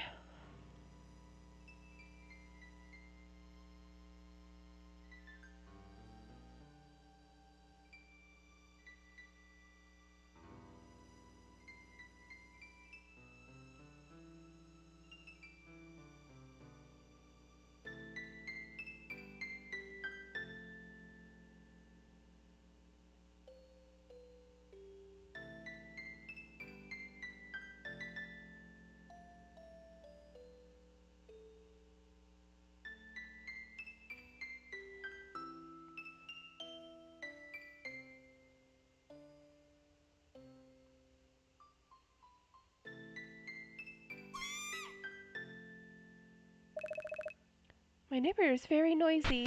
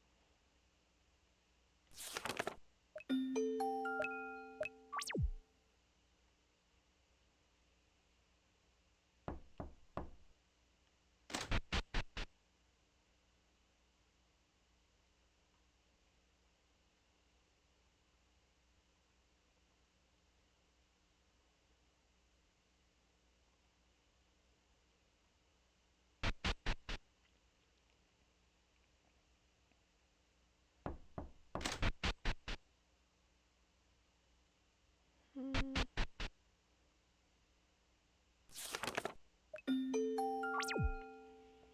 Okay.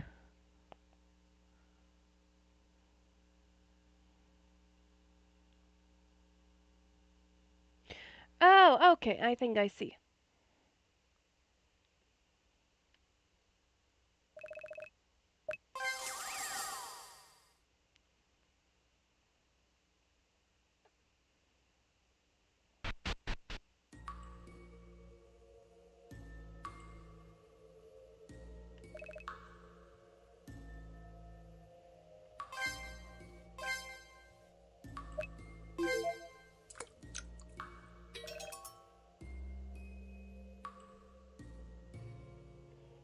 Okay.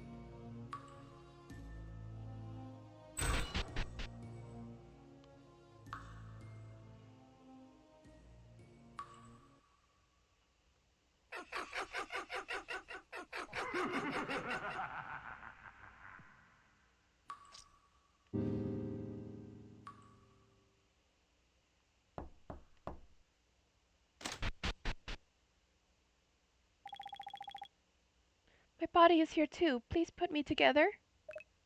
Okay. Do you know how to do it? Oh, that's clumsy. I'm fine. Thank you! But there's still something missing. The whole looks complete. Have you found my missing part? I think it's this one. Thank you!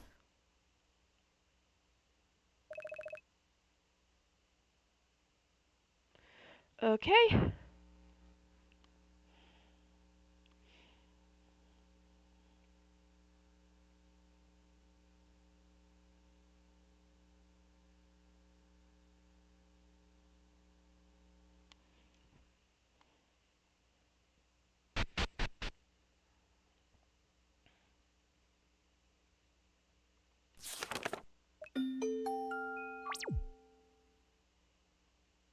Now hopefully this won't have her behead me.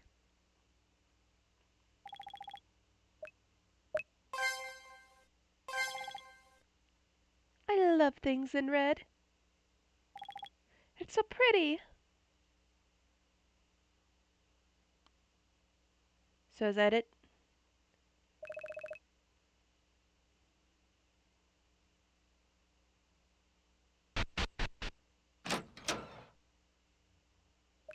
It sounds like a door has opened.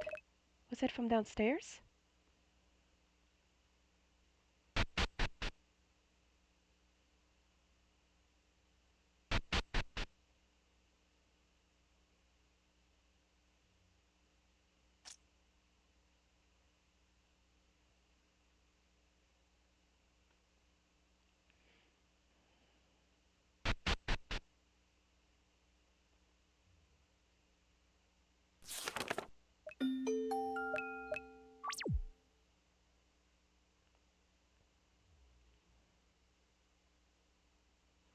Okay.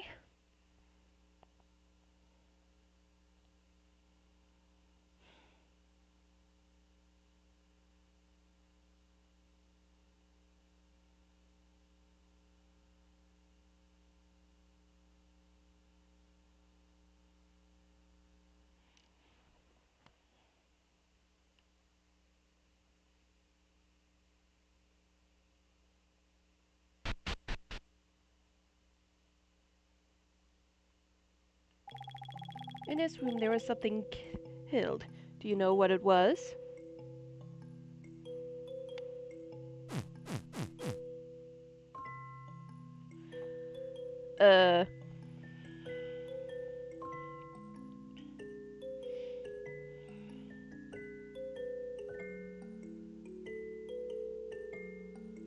Okay, so that's the answer, alright.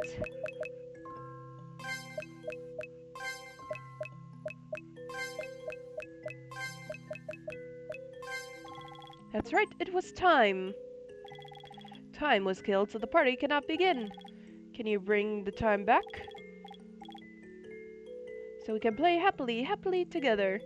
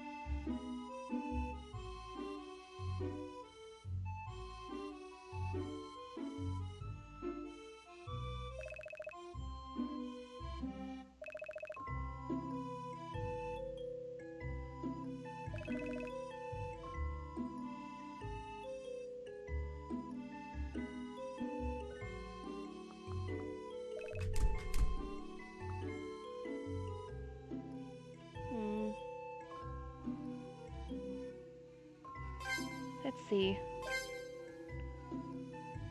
Anything? No.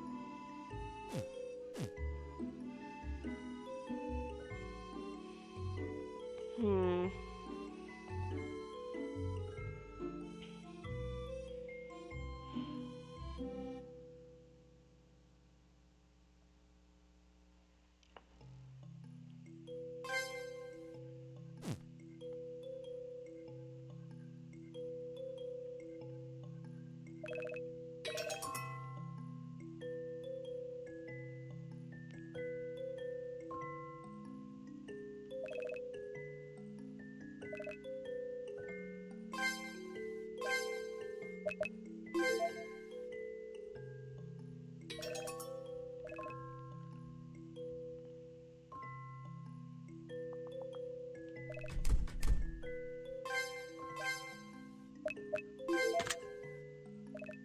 It's open. Nothing inside, but it looks extremely spacious. This is an Alice in Wonderland kind of situation, isn't it?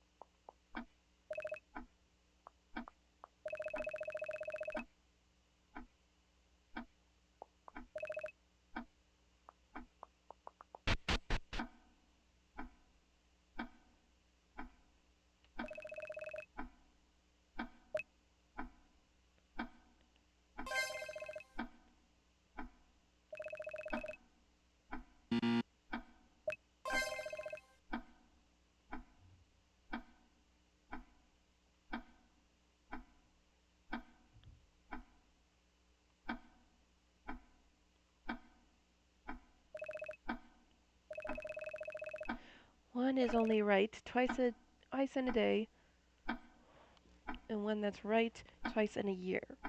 Which do you need?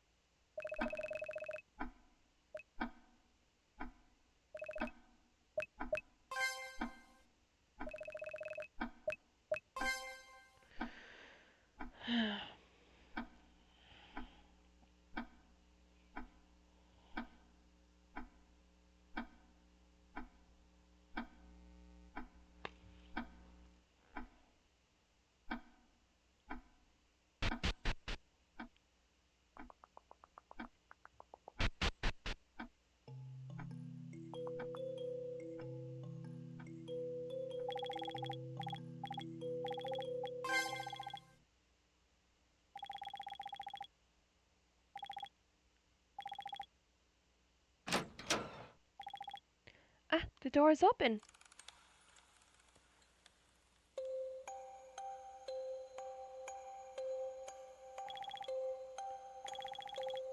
Please lead, everyone. The master will show himself too.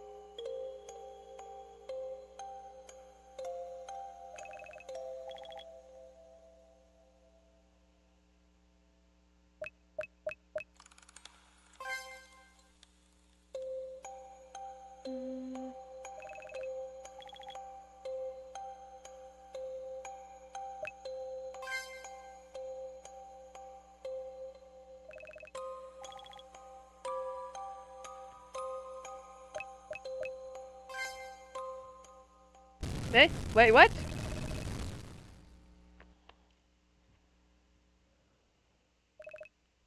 The noise, was it from upstairs?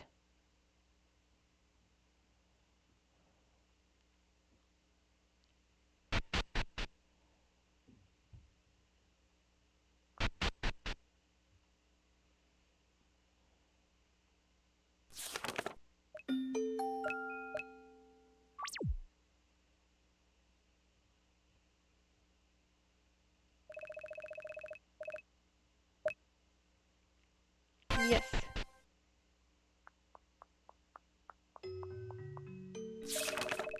Then the witch put a curse on the prince. The story goes on. His rosy cheeks turned pale, his beautiful eyes turned red, and his teeth became big and sharp.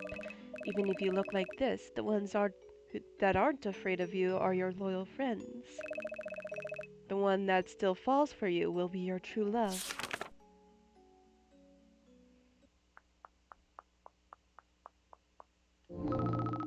He wanted to hold the luxurious parties, but he became allergic to shiny silverware. Nobody wanted to have dinner with him because he only needed one kind of food. He was changed, yet remained lonely, even facing the mirror. The prince couldn't see anyone anymore. And that's why he sets traps in the house.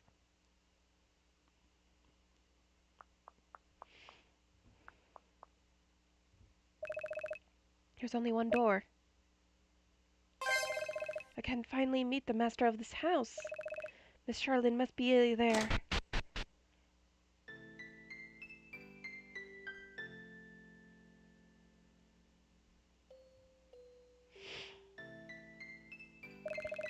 The lonely prince lives in a cursed house.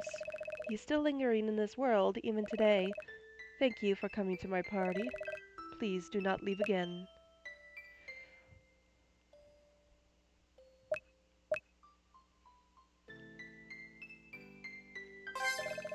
So this is the whole story.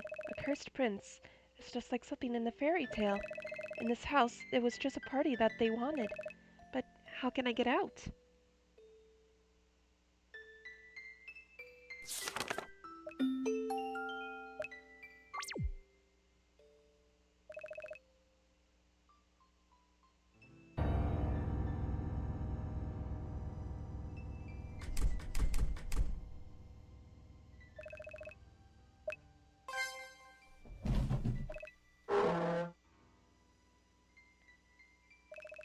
Another secret door?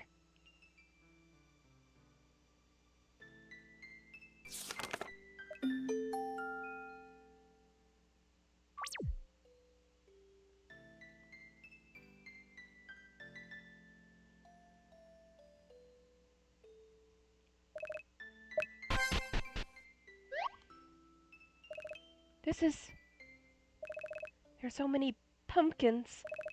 I like this room. It's so sweet and calming. Feel really sloppy all of a sudden. Sleepy all of a sudden. Ah, so could she actually be a pumpkin herself? And that's why she's scared of jack-o'-lanterns?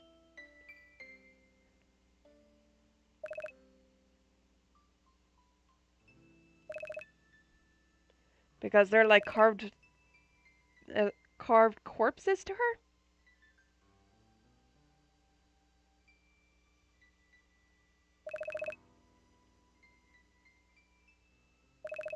I can't move anymore.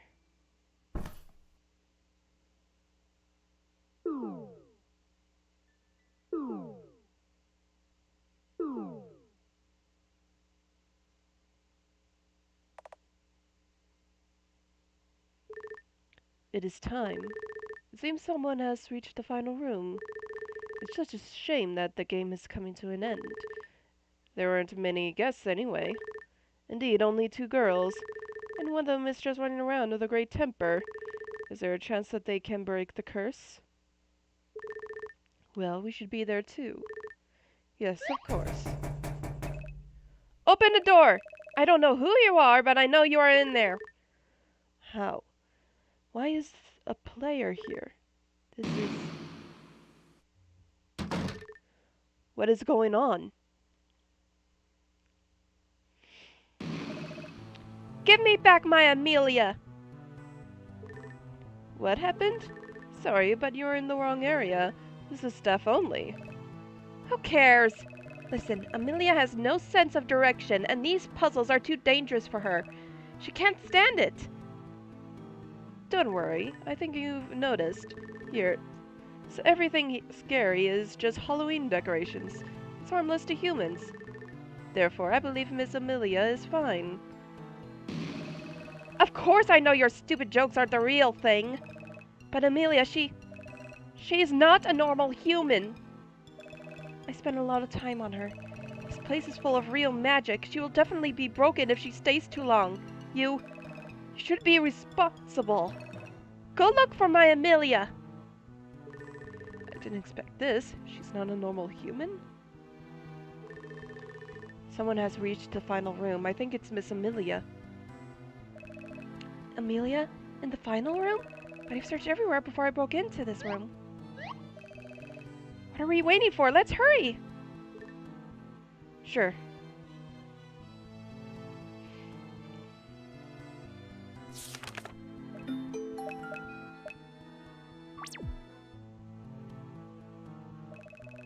No time for this. I have to find Amelia.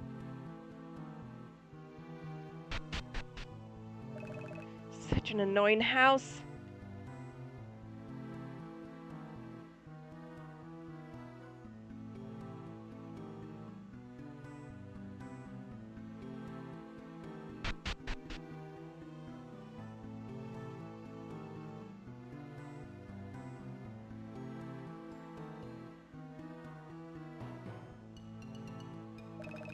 Have you found her?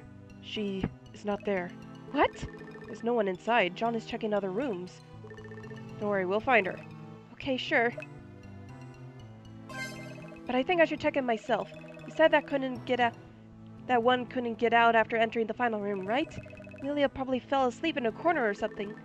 Okay, I'll be looking for her downstairs then.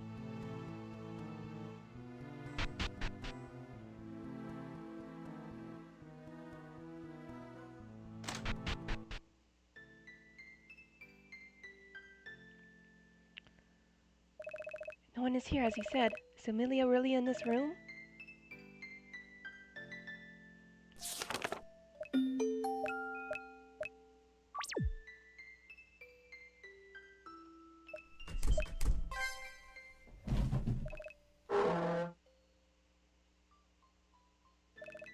A secret door!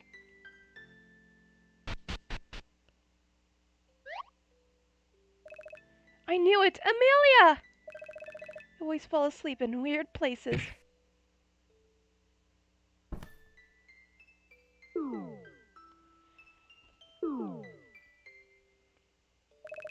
I was worried. Wake up, Amelia! Do you remember your name? Do you still remember me? Miss Charlotte? Miss Charlotte, you came here to find me? Thank you. I thought I could never see you again. Wow, you remember everything. I'm so happy. You do this a lot, finally falling asleep in a corner. You waking up without a clue. But you're all right now. Teehee.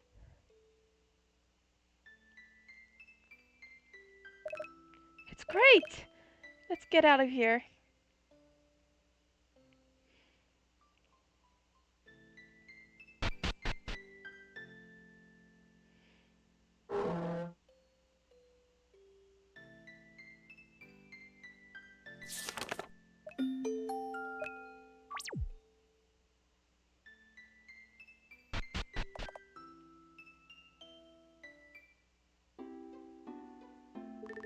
Thank you for coming to my party, which obviously wasn't very popular. I was really looking forward to it. Thank goodness everything is fine. Okay, I'm not complaining, because Amelia has collected all the candy. She broke 24 barrels, too. They're just decorations. By the way, you guys use too much ketchup. The whole place smells like tomatoes. It's terrible. Miss Charlotte, please don't be so picky on food. It's not good for your health. You sound like my grandma. Same goes for Mr. Vampire. I have no choice, because I was cursed. His appearance was turned into a vampire, but his appetite just turned into tomatoes.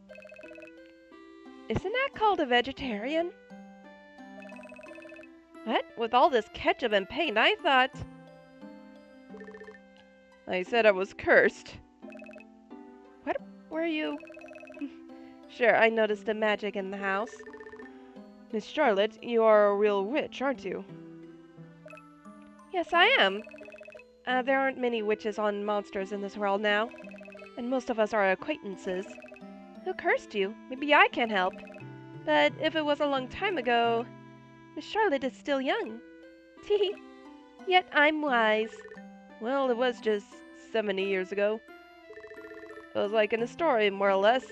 I was a prince, young and immature, and somehow didn't have much luck in my love life. Therefore, a countess said she would introduce me to a young lady. But the girl didn't come. She didn't like me at all. Someone just loved the prince, while some would not even meet me because of the title. Seeing me disappointed, the countess said she could help me. I accepted, yet I never dreamed she was a witch.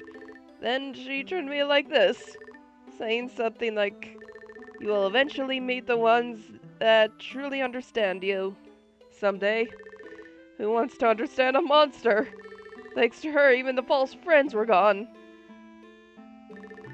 70 years has passed. You're the first guest that visited me. Miss Charlotte, are you alright? You don't look well. Actually, I have a grandmother. She likes playing tricks on humans, especially young men. What is it, Grandma? Lottie, here you are, my sweet girl. Would you like to have a date tomorrow? Sorry, what? Why? There's a prince holding the ball. No. Just like in the story. Lottie, you'll love it. No.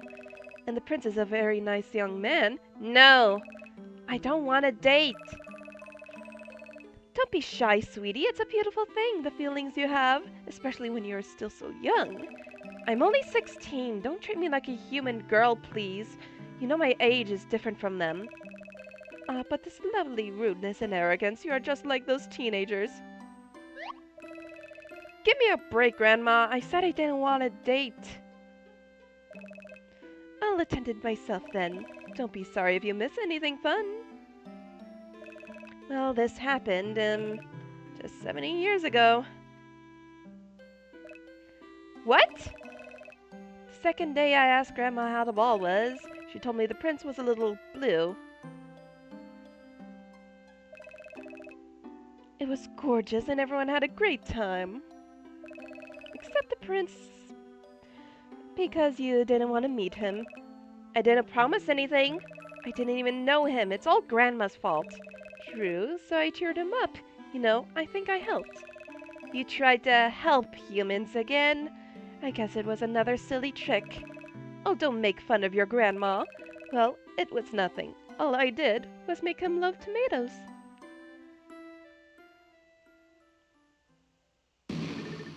Excuse me! True end. They finally met.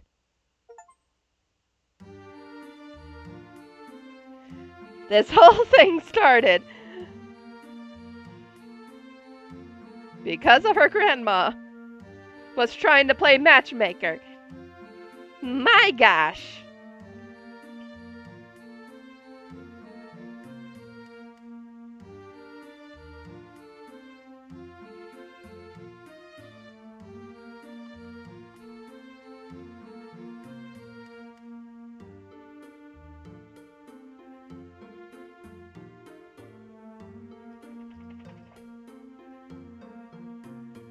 So yeah, I really think that Amelia was like a person that was made from a pumpkin. Thanks for playing. Okay.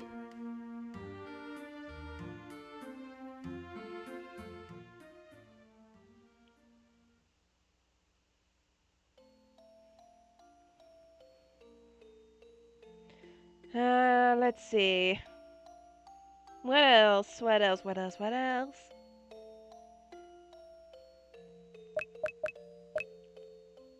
I'll be right back to see if I can find something else.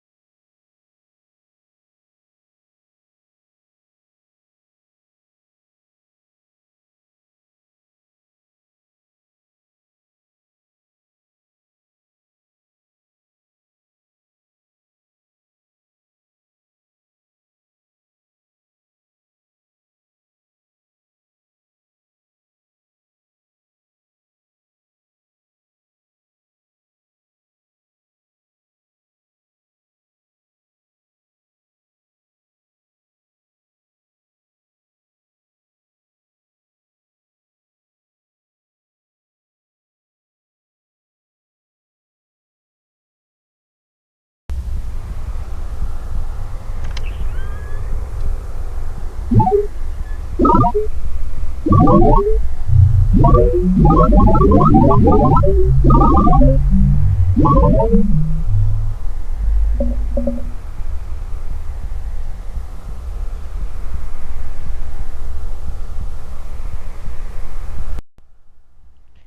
everyone, I'm back with a new game.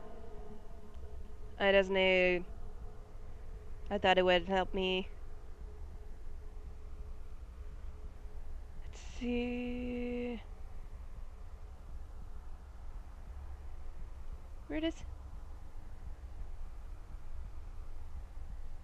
No? Okay. Nope.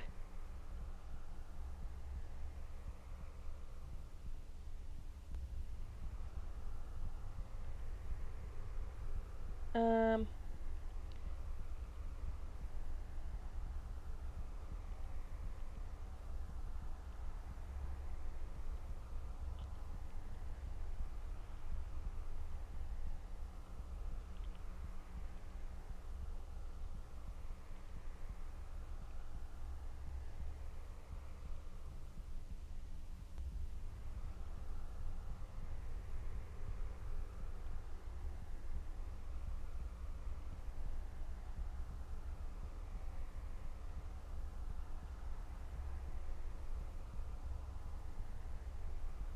Hold on, I'm having a hard time.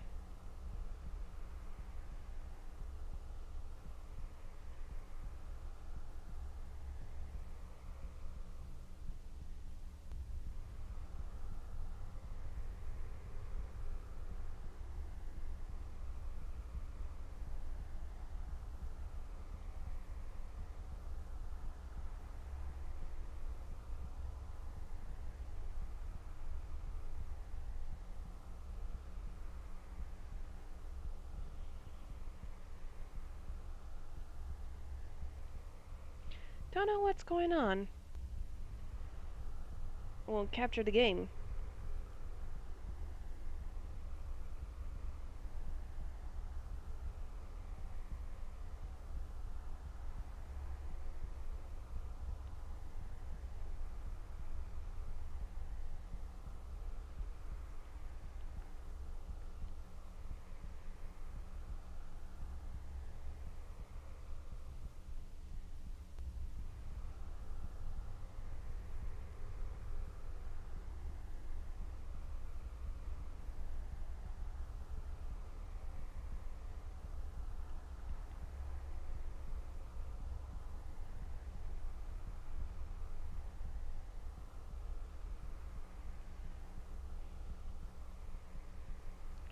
Oh man, and I feel like I got a good game here.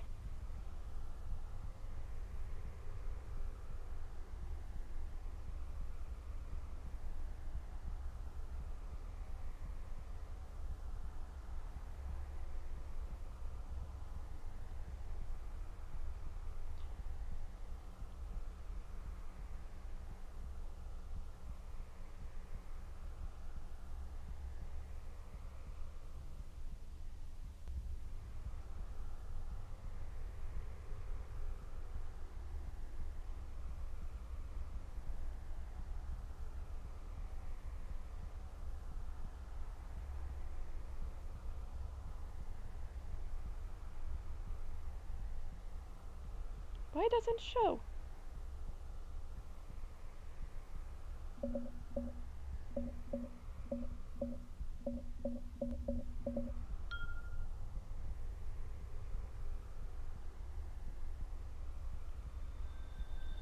Wait, what?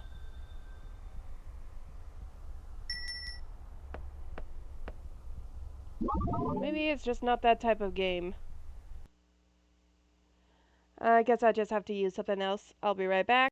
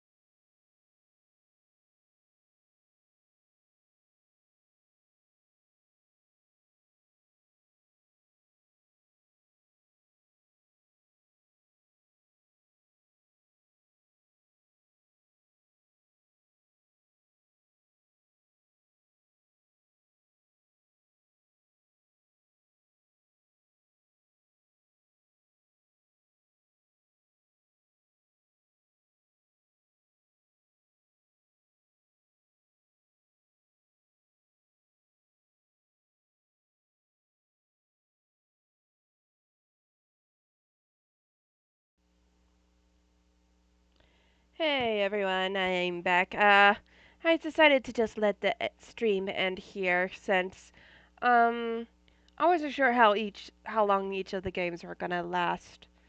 So,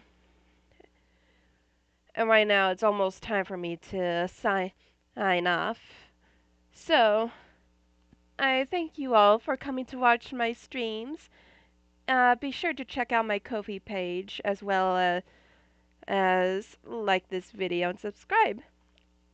And with that, I wish you all a wonderful Halloween. Bye.